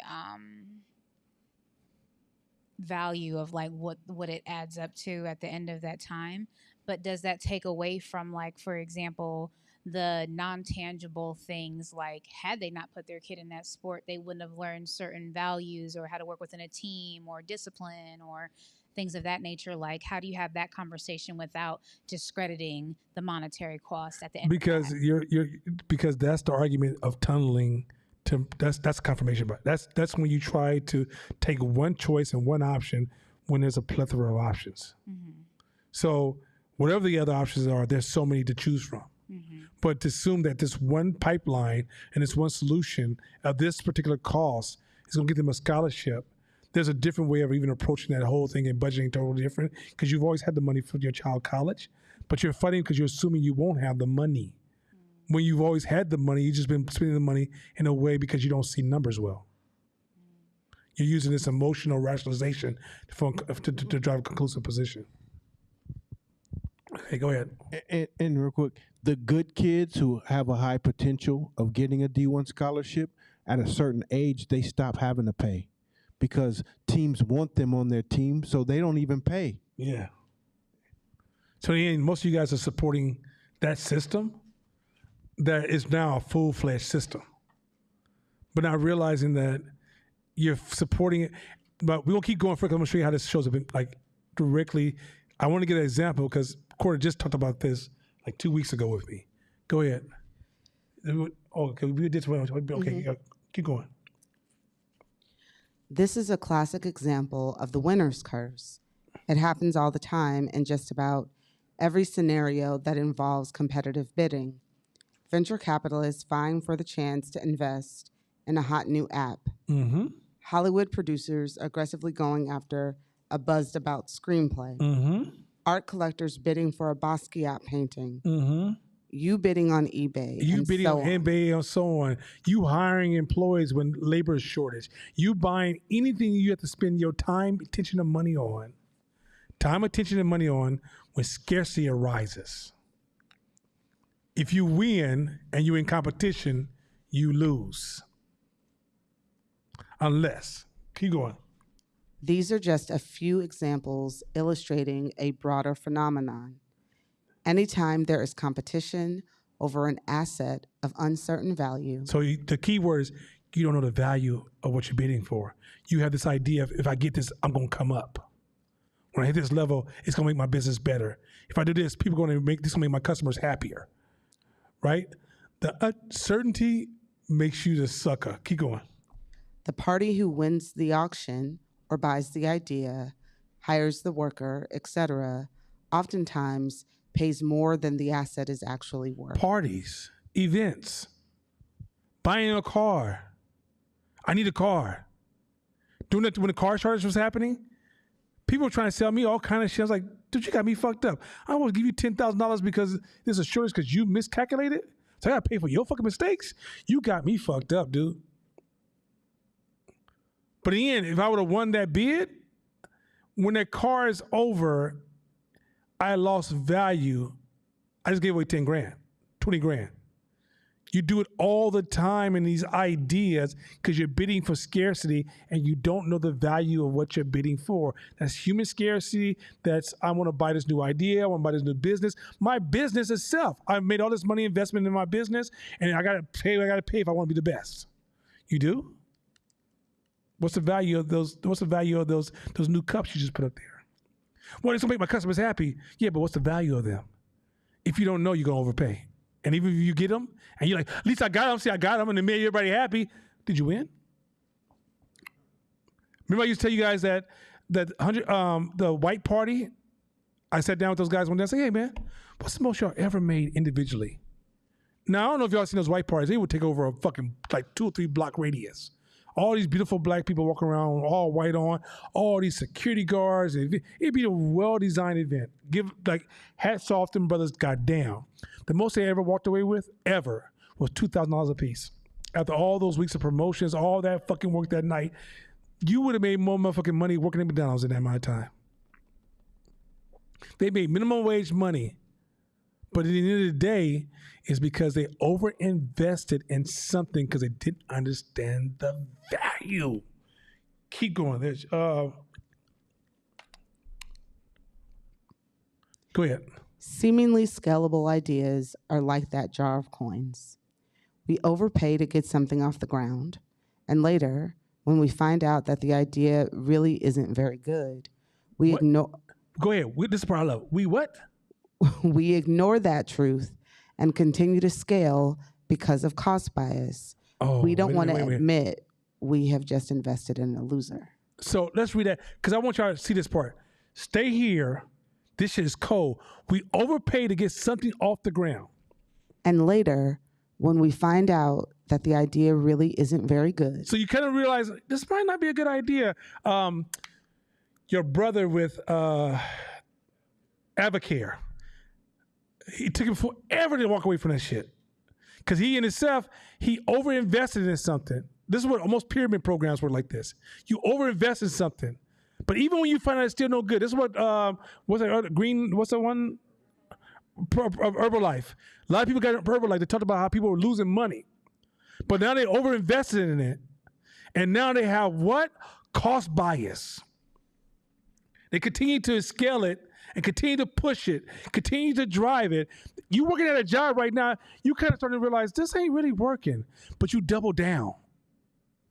Cost bias, because now you think about, I put all this money into it, I can't lose all this money. If I walk away from this, I just lost all this money. It was stupid. I'm stupid. We just invested in a loser. Keep going. Throwing throwing good money at a bad endeavor, however, doesn't make a problem go away. It just compounds your losses. Mind you, this happens on billions and billion-dollar scales. This is not poor people issue.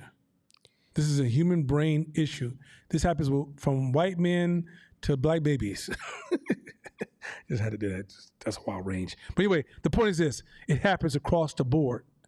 It happens from super intelligent to unintelligent. So if some of you guys have done this, don't be like, oh, I'm so stupid. No, you're not. You're so fucking human. But you got to know how to think around this. Go ahead. When you find yourself in such situations, the only time you should be comfortable being the highest bidder is if you have the secret sauce for making that idea great. So, for example, let's say there's a guy who's asking to get paid $200,000 a year, but regularly the industry only pays that guy $100,000 a year, right? But in the case of him wanting to be paid $200,000 a year, what happened? What's up, fam? In the case of him wanting to pay $200,000 a year, you realize, okay, he's overpriced, but I can make $300,000 to $400,000 a year off of him. I'll pay that money. So I had an employee before Shabisha, I ain't gonna say her name, but I overpaid her. But I made so much money off of her, it was a valuable offer. Now, mind you, there still should be some adjustments. But when you're bidding for certain things, or let's say you buy a part for your business, all right, fam, when you buy a part for your business, and when you buy a part for your business, it's being overpriced because the market is rich. But you came up with a solution that when you plug that part in, you can make such a large profit that you make more than your competition. So you come up with a formula that when you put tomatoes in your soup, you can sell your soup for 3 times as much. Well, you don't mind paying twice as much for those tomatoes because you still have the profit margin you're looking for. Where if your competition did that, that's destruction of their business because their profit margin is really thin because they haven't found the secret sauce of a particular angle to exploit the market. So there is a time you can pull that off, but the way you know how to do that, because you are able to calculate the cost of this person versus the cost you can make for the market and the value of the person, meaning you understand the value of that relationship. Many of you guys get caught up in narratives, and narratives often lacks details and data. Narratives often play on you. And guess who's the star of most of your narratives? Your ego. Josh said me. I know, because Josh is Mr. Ego. So the point is this, that the reality is that you don't realize that when you're moving in business, the reason you got to start looking at numbers and costs is because your impulse and your feelings often are in conflict of your cost bias and your the winner's curse. Go ahead, keep going. Or what economists call a comparative advantage. Comparative advantage. This could come in the form of a patented technology that is necessary to scale an idea, ownership of a key resource necessary to operate at scale, or even personal expertise that will allow you to scale up that idea more quickly than competitors. Only then can you skirt the winner's curse because you are winning by winning. There you go. That's a whole different game. Go ahead. I mean, that's what Silicon Valley's doing right now, right? Silicon Valley doesn't, like Uber was making, they were spending millions of dollars. They were spending $100 million to make $10 million profit. You would say, well, why are you spending $100 million? First of all, Silicon Valley works with a lot of free money. But what they try and do is they're taking the winners. The winner curse doesn't hurt them because they're paying for advantage. If I could dominate this market and lock this market down, once I do balance my charging and my business out, I have no competition. I destroyed my competition. I'm too big. It's really hard for a small business to take down Amazon, right? Because Amazon is paid for shares. Uber's doing the same thing. Facebook does the same. A lot of these companies just pay for shares. So that's a different argument. But as you're growing and advancing something in your department, your business, or even I'm gonna send you something from Google X. They have a solution for this, or how to avoid this from poisoning the decision maker. Keep going. Whether it's due to statistical errors or errors in human judgment, the belief that an idea is more scalable than it actually is will almost always result in overspending and sunk costs. Fortunately, there is a method that can protect against these kinds of false positives. And we owe this method to, of all things, a cup of tea that changed the history of science. So it was his wife that told her husband, who's a scientist, that if you put milk in my tea versus something else, I can tell every time. He's like, that's not possible. She's like, no, I can tell. If I just taste with my eyes closed, I can tell what you put in my tea. And he's like, it's not possible. So he made 8 different cups of coffee, and he did a random test, and she got all 8 right. He's like, damn, you can really tell. Well, there's a little problem with that. Keep going. It's called Oh, sorry. the revolution of replication. Replication. So real quick, this is a superpower, y'all. Here's some solutions. Now I showed you a whole bunch of problems. And like I said, this class is gonna be about, ooh, look what's wrong, look what's wrong. Not how do we solve it? How do we solve it, Sway? Let's move forward. This is the solutions now. So I gave you a lot of heavyweight ass problems where you realize your brain and certain circumstances, the group you connected to, these are all these type of things that will impact decision making. Good people with good intent, making the worst decisions ever. Here we go. This is how you fix a lot of that shit. Replication, the idea that the act of repeating a test would increase the reliability of its results, which is exactly what Bristol did in the lady tasting tea experiment, as Fisher named it, by trying not 2 cups of the tea, but 8. Okay, so yeah, well, excuse me. So he did 2 cups, he got it right. As he increased the amount of cups, she started to have flaws, right? Because what he did is he went from a simple sample size, which is randomness. Things can happen just by accident, right? You can flip the coin. You can flip a coin. You don't get a certain amount of those right. Doesn't mean that you have the ability to predict the future on the coin flips. So if you call the first 5 flips right, doesn't mean that in 10 to 20 flips you're more likely going to get majority of them wrong, because there's a thing called randomness. So a lot of times when you're testing an idea, if you don't do replications, it's easy to build the argument that builds the confirmation bias, that create the group dynamics, that build the winner's curse, is because your replication system is too short. So anytime you guys have a good idea, remember the first year of Hope and every year of Hope always say, if you have a good business idea, go share that shit. Stop all that competition, gonna steal my ideas. Share that shit. Because as you share your idea, the feedback becomes a testing ground for, will my idea work or not? Or where do I need to tweak or adjust my idea to make my idea effective in the market I seek to serve? Go. By creating a larger data set, a researcher reduces the likelihood of variability or statistical error in the results. Indeed, galled by losing the tea argument, Fisher determined that they should have had Bristol taste more cups of tea to ensure that her correct guesses weren't a fluke. Put another way, he believed that the more the experiment was repeated, the lower the likelihood of ending up with a false positive. So one of the tricks is when you have a new business idea, make it really simple. You're sitting in your house. This is a lot of engineers cannot, for whatever reason, the engineer brain hates this. You're sitting in your house, you come up with a great idea for whatever your organization, your business. Do not propose it as a solution. Propose it as a test. I have a new idea. It's an amazing idea. I want to test this idea, right? Now, in testing the idea, you want to build, for example, let's say I tell Court, hey, Court, this color sweatshirt is going to sell more. I'll talk to hella people at the gym, at his, because he has a shop, he has an office, a shop at a gym.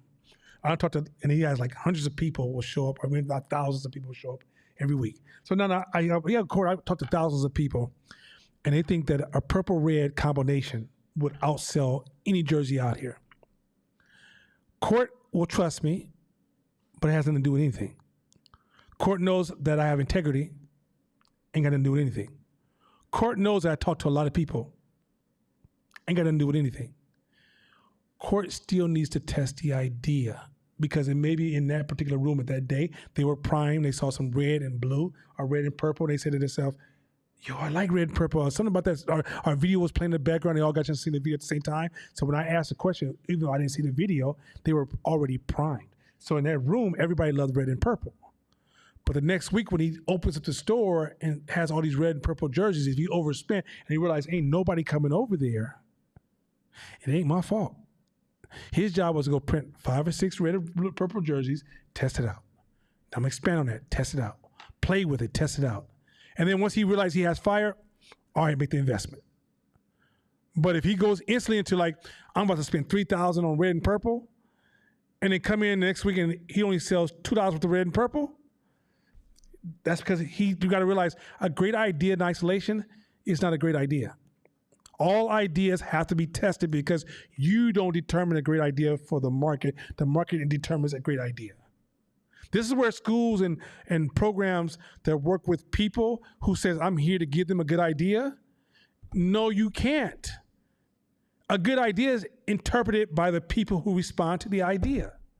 And the only way you're going to figure that out is through replications. In addition, there's some other stuff. So keep going. But replication cannot, in and of itself, That's right. protect against false positives. Let's go. You have to take the concept of replication one step further This is so important. and seek an independent replication of your results. So, meaning you have to create a process of testing your idea where the people who have the passion for the idea are not part of the testing process. Because your brain will make it work. Your brain will shape data. Data is, remember I said there's a theory that says data is like a suitcase. Anything can fit inside of it, right?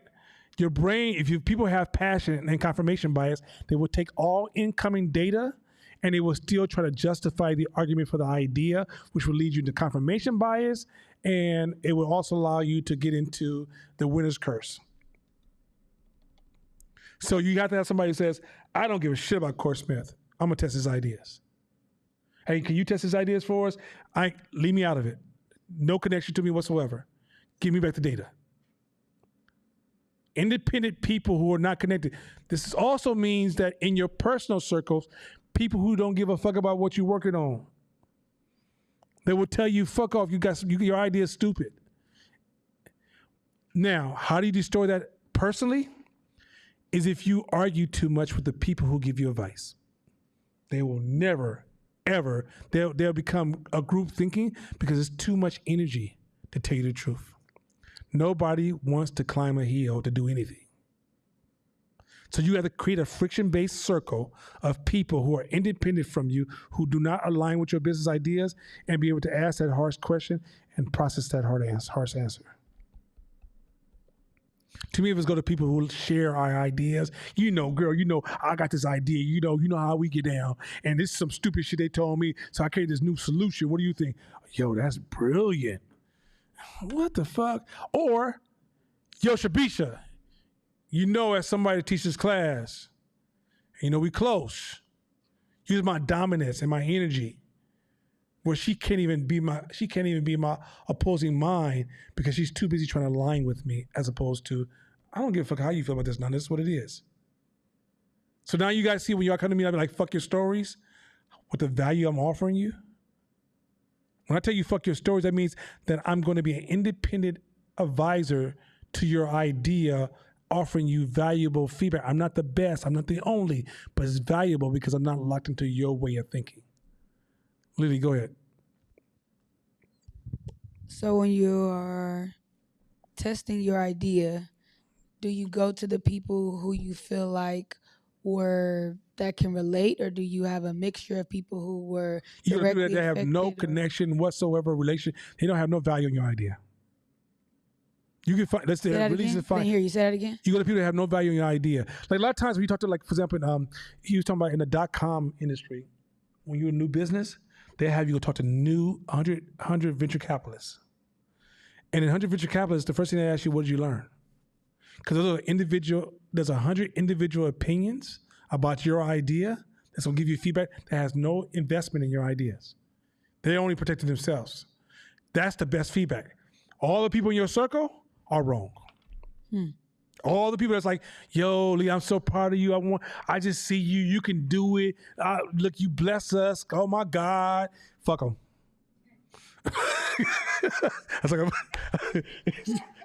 That's like a song or something. Go ahead. I'm starting to call it the clothing line fallacy.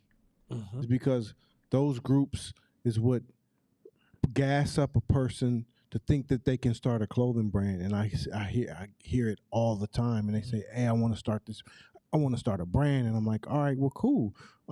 How far have you gotten in this game? None. I just got this idea. I got a logo already. I got a design already. And I'm like, all right. And then I look at the logo. I'm like, hey, I think you should wait and pause on that before you. Well, I already made some. Oh shit! So you got hell. This shit's gonna sit in your garage forever because you didn't test it out. Well, I showed some people the logo and they said it was dope. Who'd you show? You know I what I'm saying? hate that. I hate the logo talk about I show somebody and I like it. A way you can replicate it, Eva Funke, I'm not sure, I haven't gotten into her psychology, but I'm just use her. I'm gonna make up her psychology. But Eva Funke sells similar African clothing for a long time. She's testing. Then as she gets feedback, she adjusts and she tests. She grows her brand and her competitive edge by going to sell some shit. And one of the ways we can also get replication testing is you create small samples of selling some stuff, and you'll find real fast if you travel with your sales. Like Eva Funke goes to a lot of festivals. You know what that's doing? She's getting market tests. And she's keeping accurate data, and she's taking accurate feedback, and she's seeking information. She can become a robust solution. Now, if her confirmation bias kicks in, which is, I know these are good African clothes. I believe in my shit. I don't understand why, oh my God, people are hating on me. She's going to kill herself. Let's go to Brownie and her barbecue sauce. Brownie used to make a lot of different versions of her barbecue sauce before she saturated the market. She's not getting good feedback because she's changing it all the fucking time. So if you got 20 different products going to the market, that's too much data. You can't mine that data to give accurate information to be able to make the best. You need to saturate the market with one sauce and adjust that product until it really catches momentum in the market. Once it catches momentum in the market, now you start to have a relationship of honest feedback to make certain decisions about the market. So learning a market is a process of creating, you can create replication through doing business for small businesses, right? Because small businesses can't say, Shakina can't say, I'm gonna run this program that I'm gonna finance over here. What the fuck? She can't do it. But she has to run the systems, and then she has to be able to get her system tested by other people who are not her lawyer. So, for example, hey, bring your friends next week. And I want to train all your friends, have a special class for just your friends, right? Just one class. And she run a system. Hey, guys, what do you think about this system? What could I be doing better? And that whole group might be like, that shit sucked. Guess what? The group that's inside is creating confirmation bias. They're doing the group thinking. It's a social contagion happening indoors. You see the complexity of like analyzing, looking for the proper samples. You just can't go, well, I talk to people. That doesn't mean anything. That's nothing. It's nothing.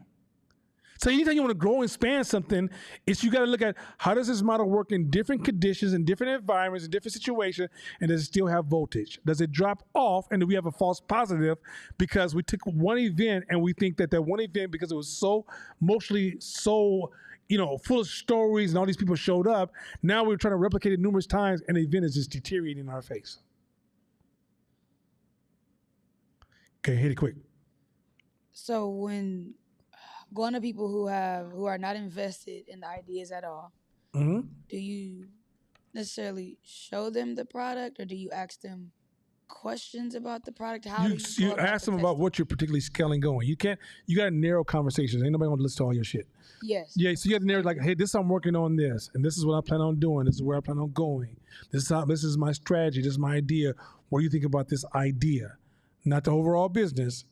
Like very few people, unfortunately, are going to give a shit.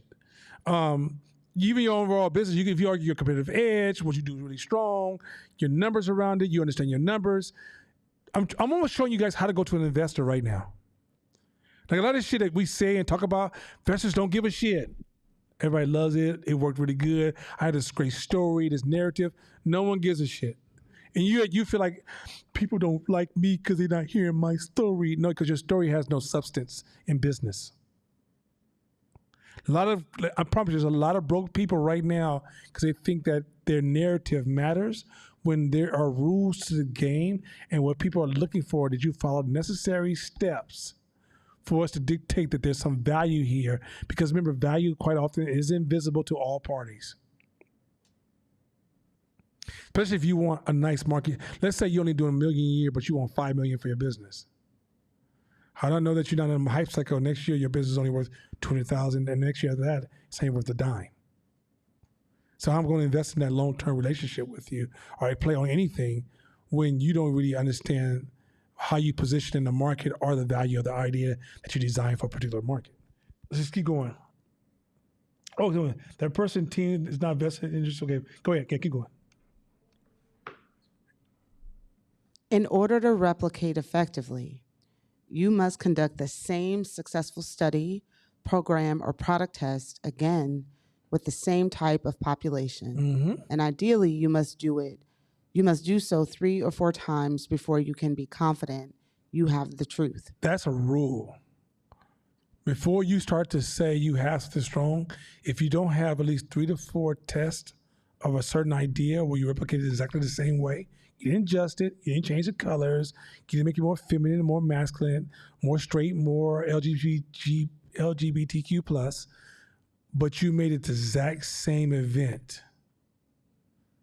And if it landed every time, okay, you got something here. But if it started an idea, this will save you so much department money, nonprofit money, organization money, government money. I'm talking about no matter where you work in this world, this will save you so much money if you understand that. So I'm negotiating with individuals at this college, and I was having a conversation with them and talking about scaling some ideas. And he's like, "Oh, these ideas, that sounds amazing. That sounds amazing." I said, "Yeah, that means we should test them all." We should develop a smart test system to strike data, measure the effectiveness of it, and be prepared to adjust the system whenever it's necessary. But anytime you introduce any new idea to a group of people that did not participate in the development of the idea, you have to test it, because once again, all the things we just mentioned earlier are tainting the communication. It's distorting the communication. You're saying one word, it's not translating. It's not translating. Keep going.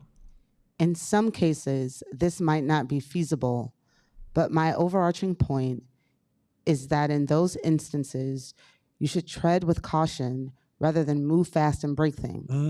Otherwise, you will soon be broke yourself. So you're moving slow to save money so you can move aggressively when it hits. If you move fast, you spend a lot of money up front. What happens is that you spend money on a dud to never discover the good idea that you can actually invest in. Let me say this one more time. This is important. You move fast up front. You drain all your resources and you starve all your solutions. You drain all your resources on the duds and you starve all your money for the solutions on the back end. So you have to move slow on the front end so you can protect your resources so you can go heavy and invest heavy on the solutions on the back end. You see that? Going fast all the time like you do at a job? Stupid. Stupid. When you're an entrepreneur, it's a time to move slow. Or if you're building something, not if you're an entrepreneur, if you're in lead in a department, or if you're controlling any type of resources, when you have new ideas, I know you're excited. I know you can't wait for people to give you praise, tell you, "Oh my gosh, Abisha, you saved us. Oh, I didn't see it coming," right? No. Slow that shit down and test it. Because often when you test, you're also protecting your integrity. But if you get to the point where you just can't wait to show off, what you're really doing is you're really stimulating your ego. Your ego is trying to run your business. You're not running your business. You're making decisions to get ego boost and status boost. Keep going. Okay. Consider another real-life scenario in which a lot more is at stake. You go to the doctor and get a chest x-ray that reveals what appears to be a cancerous lesion in the upper lobe of your left lung. Uh-oh, big trouble. At this point, you can have your lung removed, or you can see a pulmonologist who will offer a second opinion, take a biopsy, and collect additional data to determine whether such a dramatic surgery should be performed. This replication might find the lesion to be just a harmless inflammation and the cancer diagnosis a false positive. Meaning that in a lot of your life, learn replication game. Replication game is remember we talked about redundancy? That is that's decision redundancy. In order for you to make your decisions more robust, learn to replicate a lot of your actions. Or if you want to make a new decision in your life, learn, find different ways to replicate to see if that decision actually upholds. Before you start spreading ideas or things you think you know, test those ideas. Have some kind of replication process built in. I promise you it will change your life, because then when it comes time to maximize your actual most valuable resources, which is your time and your attention, you have plenty to give. But if you keep throwing your time and attention around to impulses, you starve your most valuable thoughts, ideas, decisions. This is how you create poverty. Because when it's time to grow, you ain't got nothing left to grow. Now, it's hard for me to read these books and these podcasts, and oh my God, it's so much, because you're blowing so much energy on shit that don't matter. And you don't test it out and see if it has any value to you. If you decide, okay, if you're not trying to grow, then, hey, be irresponsible with everything and just have fun. It's like, just be high. Fuck it, I ain't trying to grow. I'm just trying to wallow in my mud and shit. If I die tomorrow, I'm good with that. But once you decide to grow, you got to ask yourself, what in your life needs to change for growth to happen? And those things that change has to be just as important as the thing you're doing tomorrow to grow. If you say, I need to go to the gym, I need to change my friends, I need to change the way my house is set up, I need to change what kind of car I'm driving, I need to change what neighborhood I live in, that is just as important as a product and service you sell. They're equally important. Equally important. But many of you guys think I could just do, and neglect, and wonder why you underperform. It's like an athlete who wants to be a professional athlete and he doesn't eat or sleep right. I don't give a fuck how much he studies the game and know what he's supposed to do. You didn't get no sleep and you didn't eat nothing. So it's a balance, people. It's not one thing over the other. It's a balance. Keep going. Huh? Yeah. Oh, it's duplicate. Okay. When it comes to matters of health, one could argue that getting a third or even fourth opinion might be warranted. Mm-hmm.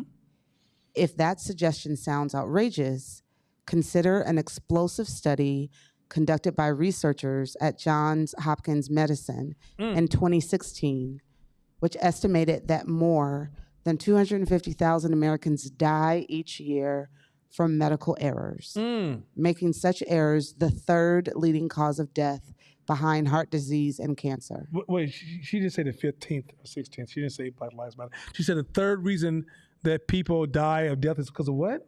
Should be in summary? Medical errors. Which means that they didn't have any replication or any way to verify or no redundancy. There's some gaps. I mean, that lives are being lost every day. Keep going.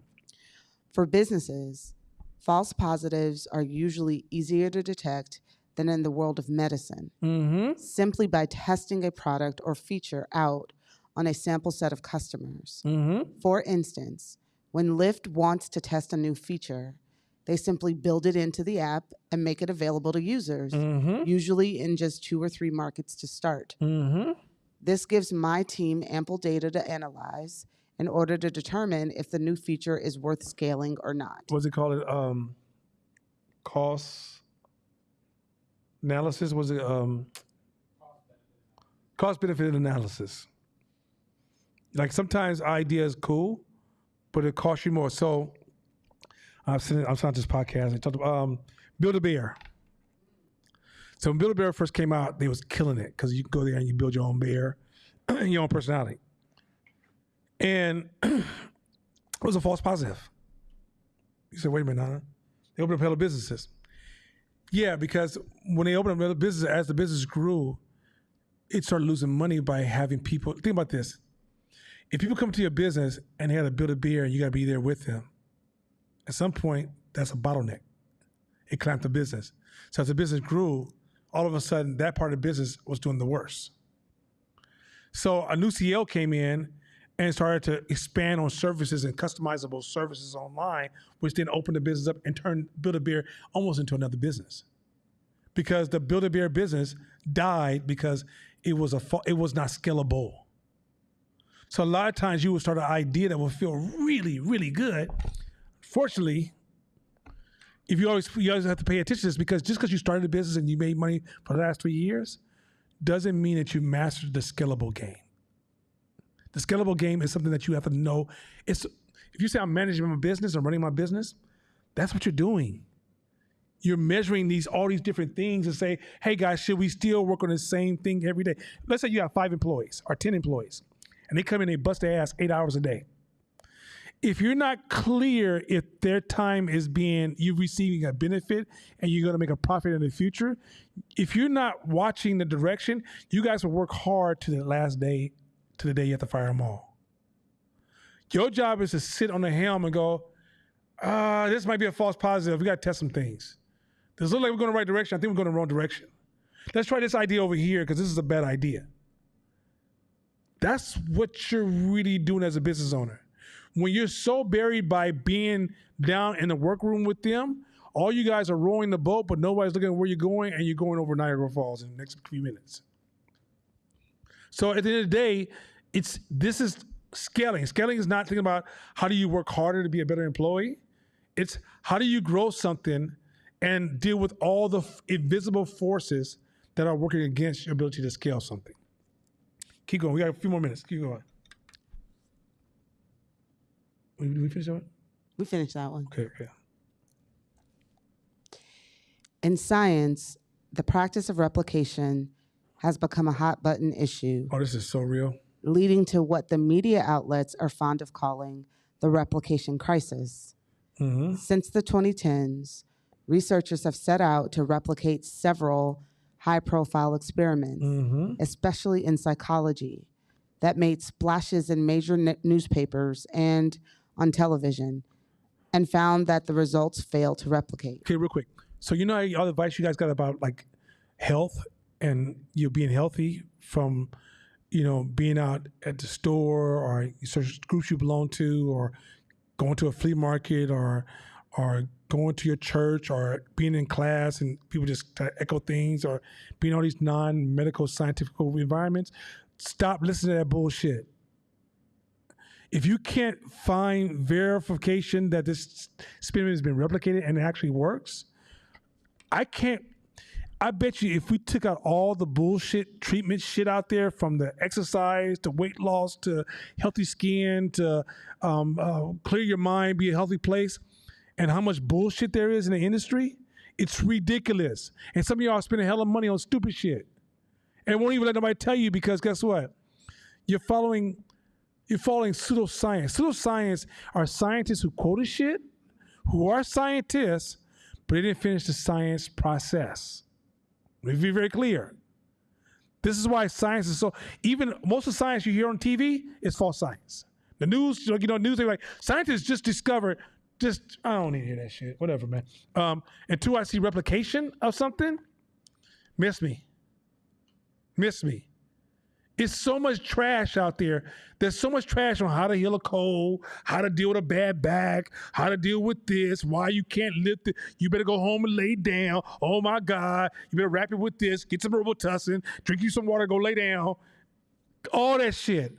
Echinacea, and I take these herbs, and outside, in China they do. Motherfucker, do you know China has the same group dynamic problems? So even when you say in China, what was very popular in this age, means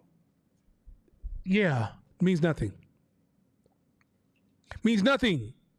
Stop quote. You ain't even been to China. You can't even read Chinese. All you have is gung hei fat choi, and you done. You think orange chicken is Chinese? It's not. But your sorry ass. No, Jewish guy, it's not. It's not. Right? But the reality is that some of y'all quoting China, when, ancient Africa, they don't even know what the fuck you're talking about. You go over there and talk to scientists, hey, in ancient Africa, they did this. What part of ancient, you know how big Africa is? That's like if you had a fight on your block and somebody brought a camera and say, oh my God, America's having beef. No, you having beef. America sleep. You guys gonna go with this? Like, this. You guys are misrepresenting so much knowledgeable information because you guys are relying upon these comforting stories that are based upon a poor relationship to scientific thinking. And scientific thinking is, has this been replicated? Can you show me verifications of the impact of this replication? And if you can't, then just say, I have this personal belief, and trust me, don't follow my shit. I'm on some other shit. It makes me psychologically feel better. And I can't really say it's good for you, but it makes me feel great. And that's cool. But don't run around talking about, if you get this color on your phone, it does something to your mindfulness that it's so powerful. If you play the noise sound, I found personally, and I've seen research, and maybe it was on Channel 5, shut the fuck up. This is why when people talk like this, you'll see them be like, about face, and act like I didn't come in the room, and act like Batman trying to disappear while you talking. It's because I watch you quote information and science that you have a poor relationship to because you don't understand the principles of replication. And you don't understand the principles of group dynamics. You don't understand how certain ideas will catch fire but are not true. And it's been happening all of human history amongst all races. There's no race that is exempt from that happening. None. Good people and bad people fall victim to the same problem. So now when you look at the world and look at world history, you'll realize, ooh, I need a different lens. That general lens about, what African people was known for doing, and this is why I do it. What the fuck does that mean? Like I told somebody today, I'm Ghana, African. Hey, you know me, I'm right. Nana Kofinti is my full name. My daughter's name is Nziga Ada Inti, right? Inti in Ghanaian culture means because of you, many things will come into existence. I ride African really hard, right? My wife is African-centered as hell. Her name is Shakira Inti, but I want to tell a joke, but I need to go home and eat, so I'm gonna leave that joke alone. But what is this? I laughed at a good joke in my own head. But what is this? I'm blacker than black. Everything I do is black.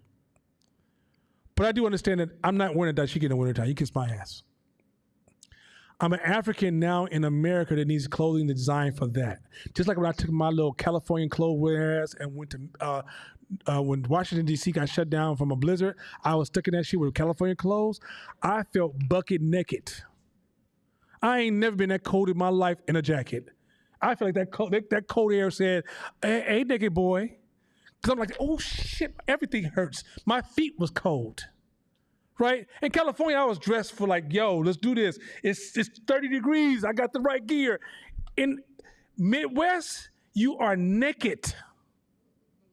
So that's common sense. But why is it now you over here wearing this poorly designed dashiki with this poor threading? And somehow that's okay. And if I don't like it, I'm not African. If you don't get the fuck out of here, African is a global animal that has to adjust. And they decide. So I have a problem. Like, here's the thing. This is one of the things I used to have with the conscious community. They would fall in love with something that looked like it came from Africa, but wouldn't see the beauty of Miles Davis. That was the craziest shit in the world. Is he not African? But that shows you how your brain is just so distorted with information and knowledge because you're thinking through narratives. You're not able to actually see the order of how you function, how the world functions, and able to process a different level of rationality that is absolutely necessary when we get to this business stuff. 2 more slides and we're going on. Let's go. Did we finish this one? Nope. Okay, go ahead. This emerging pattern even spurred one psychologist to organize an effort to replicate 100 experiments whose results had appeared in prestigious academic journals. Shockingly, or perhaps not, considering what we have learned about false positives, only 39 of the 100 experiments produced the results reported in the published study. So this scientist ran this study. He was pushing. The scientist was like, this famous scientist was like, this is wrong with this. He's like a very popular scientist all over television. And when they actually ran his experiments, they realized, yo, this dude, your shit's fake. Keep going. As we have seen throughout this chapter, false positives are, in most cases, perfectly innocent, stemming from statistical errors or from numerous cognitive biases that shape our perceptions and behaviors. But there is also a darker side. So do me a favor. When you guys see false positives, stop demonizing everybody. This is when I take. Okay, so remember I say in class, it's important we walk through this earth, see all people as good. Start with that. As you know, they say you're innocent to proven guilty. Start with all people are good, because if you start to embrace labels, negative labels about people, it will choke you and close off. It will literally change the way the world looks. And as a business person, it will disqualify you as a business person, because you start to play identity politics with business. If all people are good, MAGA people, pro-black people, Latino people, LGBTQ plus people, whatever the fuck, Democrats, Republican people, young, old people, Asian Pacific, I hate that word because Asian culture is so fucking big, but different segments of the Asian culture all start off with all people are good. It'll give you such a deeper insight about human behavior. Refrain from judgment. Do not judge. Stop label judging. You know, you see somebody, oh yeah, he's a, oh she's a. Refrain from that shit, because it's literally, it's like throwing glue on top of your glasses. It's blurring everything. Refrain from judgment. See the value in all human beings, because the game you're really playing is a human game. And also, learn to see your nature. Because if you don't see your nature, your brain will get way in front of your capabilities.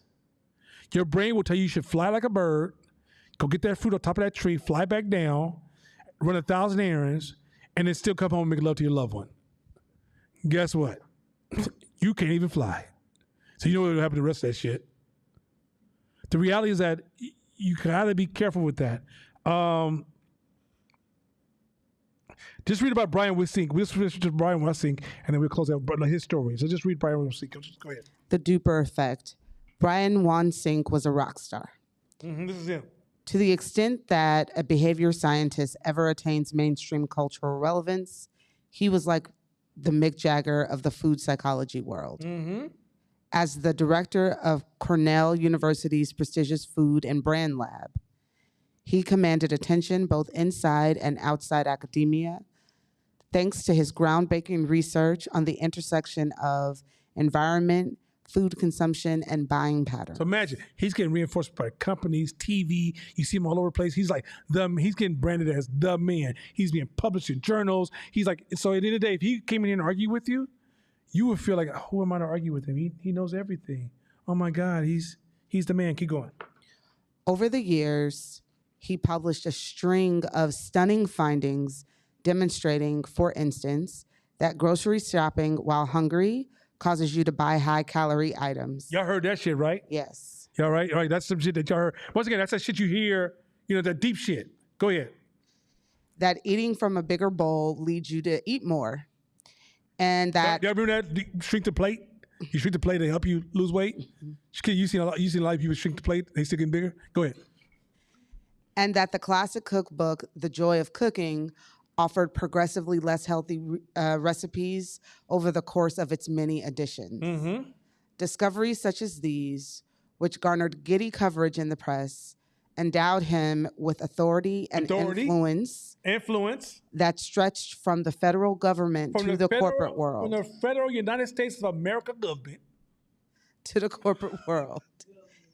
He helped the United States government issue new dietary guidelines. Wait a minute, the government changed the CDC didn't do it?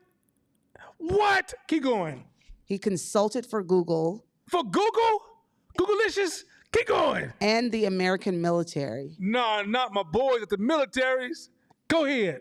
And he published several popular books. Man, he got paid too? He was pimping. Keep going. People in positions of power trusted Wansink, so they invested resources to scale his ideas. Yep. Then came the twist. Oh, shit. It turned out that for years, Wansink had been falsifying results. What? His seemingly supernova career was built on corrupt science. You mean wait. So was Wansink government, military, business market, and all races? Was he like against all those people? So we should have you should tell why our lives matter, or is it something else that's driving this cause? What would you call them? Racist, sexist, homophobic? You see where I'm going with this shit? How human behavior will produce fucked up things to other people? Watch this. Go ahead. As of this writing, 19 of Wansink's studies have been retracted, while dozens more are under review. In 2018, the Journal of the American Medical Association retracted no fewer than 6 of his studies in a single day. Oh, God damn, nothing you said was right, bro. Pimpin'. Go ahead. Even as Wansink defended his work. What, he was defending that shit? I'm not a racist. I'm not homophobic. Which means that, yeah, he's right too. Watch this. More and more evidence disproving the validity of his research continued to mount. Cornell launched an investigation, culminating in a damning press release stating that Wansink had engaged in academic misconduct, including data falsification. What? He was data falsified? You know what I'm saying. Go ahead. A failure to assure data accuracy and integrity, inappropriate research methods, and failure to obtain necessary research approvals. In 2019, Wansink left Cornell and academia. His star had imploded. So, we'll get to this next when we get back. I'm going to show you how, in many cases, when we saw racism, it was blind incentives of the other party. We're going to show you how Wansink didn't betray those people because he intentionally betrayed those people. I'm going to show you how if you combine incentives with cognitive dissonance, it will make you kill your own child. And you will never process it that way. You won't see it. And by the end of this case, you'll see people who've killed their own children, their own community. When a dope dealer walked in his own community and sold dope to his own people and killed his people, he wasn't an evil person. He was incentivized with cognitive dissonance. And he told you the cognitive dissonance, but you didn't know it was a problem. You didn't know that was lighting the fuse of the dynamite that was about to blow the fucking community up. So you didn't put out the fuse, or you didn't put out the fire, because in your brain you didn't see those two combinations being toxic. Now, also, I'm gonna teach you how to use incentives, because if you're a business and you don't learn to use incentives, you are not leading anybody. And incentives is not money. That's some of y'all think that's an incentive. It's actually not. It's a cold fucking game. So next week we're gonna pick up on this one. We're gonna get into incentives, I think, and then after we get into breaking down incentives, we're going to chapter 2. I'm gonna try to move as fast as I can because I counted how many chapters left. I think we have 9 chapters in this book. I don't think we have 9. I don't think we have 9 classes. We might have 9. And then I still want to introduce a couple of principles, models between here and December. In addition, like cognitive, complex adaptive systems. I want to introduce causation. I want to introduce inversions. There's some principles here that are so.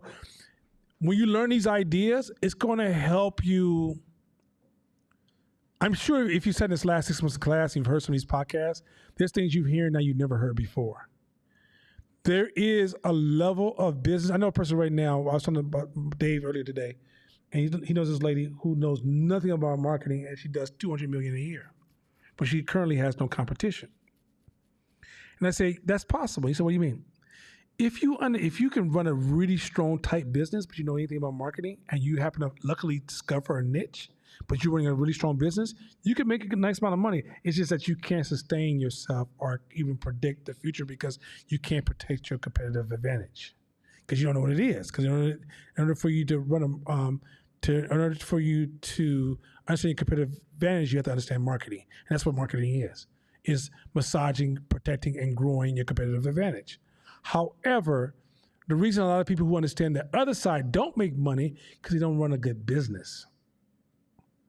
You can't take your awareness of culture and how things work psychologically and think that makes you a solid business. Last, in my closing. Doing everything right. Unfortunately, the way business work is the people who are successful don't follow the same methodology to achieve success. When you learn principles of business, it's like when I used to teach photography, I would teach everybody in photography, do A, B, and C to take a good picture. Then when you got to a certain level, I say, okay, now break all those rules. And now you become a photographer. Learning the rules, the stuff you're learning in class, all the rules and principles. But the time to and the time not to is an act of wisdom. You can have knowledge without wisdom. Knowledge is the content. Wisdom is the context. So in business, everybody won't get to the top following the same rules because you'll find some people who follow rules better than you who fail. What you're going to discover is a combination of multiple things that help you achieve success. And one more thing I'm going to go back on. That diet and food shit that he talked about in his discussion. Did you know that the research recently came out, and I got to find the sources, I'll post them in the group, that if Shabisha eats bad and I eat good, but my relationship to my group collapse, even though she eats good, she eats bad, in her relationship to the group, she excels, she outlives me based upon her relationships. You live longer based on your relationships. It's more important than dieting and exercising. Y'all tell Shakina that because she's going to be like, I ain't going to fuck up my business. But your relationships are more important than the food you take in. The reason I can't stand a lot of this pseudoscience, like the organic arguments and all this kind of stuff, first of all, organic doesn't have the same pesticides that is rumored or people believe based upon chemical phobia. But what you actually discover is that if you're really concerned about living a healthy life, get better relationships. If this is some cool shit, not go out there and sit in Whole Foods and eat all that. If you have fucked up relationships, it's going to impact the quality of your life. So that being said, next week I'm gonna lob up a podcast tomorrow night. Westley's gonna be sending it out. After next week, I want we're gonna make podcast homework, and I want you guys to bring back to class at least three things that make you go aha, and at least one question. What I think is happening is that I'm kind of over at this stage of the game, because most of the people at this stage of the class are really serious about building something. Distracted listening is not listening. And so you need to at least listen enough to go, oh, that made sense to me. And I don't care if you right or wrong. I don't care if you misinterpreted it. But if you're not sharing your experiences, and mind you, every week, every time we come back to class, I won't pick on everybody to give me their answers. That'll just be overwhelming. Or sometimes we might just list them up on an answer, like create a list and then kind of separate it and then answer it as a bulk. But I want to, not this next podcast, but the following podcast, it's going to be 3 aha moments and one question you have, and bring that back to class. Because when you give me that feedback, let me also help you out. You're going to help me teach you. Because I'm going to see how your brain is processing this information, and then where to slow down, where to kind of get more granular, and where to just kind of keep it moving, right? But what I can't do is, because in this class, most of the people that come in this class are suffering from confirmation bias and ego. Most people are uncomfortable speaking up in front of their peers because they don't want to threaten their status. Lily, peace out to you. I know that don't matter. You ride with me. But everybody else be like, I don't know. Shakina also rides. She'd be like, I don't give a shit. I look bad. I don't give a shit. But when you guys give me feedback, you guys teach me how to show up to you, because it ain't about me going and getting this great recipe and bringing it back to you. It's about me dancing with you to help you get where you got to go. All right? Remember, I'm here to serve you. Not here to impress you. I'm not here to lead you. I'm here to serve you, to make you my peers. So I benefit from our relationships, which I do. So with that being said, as they say in Brooklyn, I'll see y'all next week.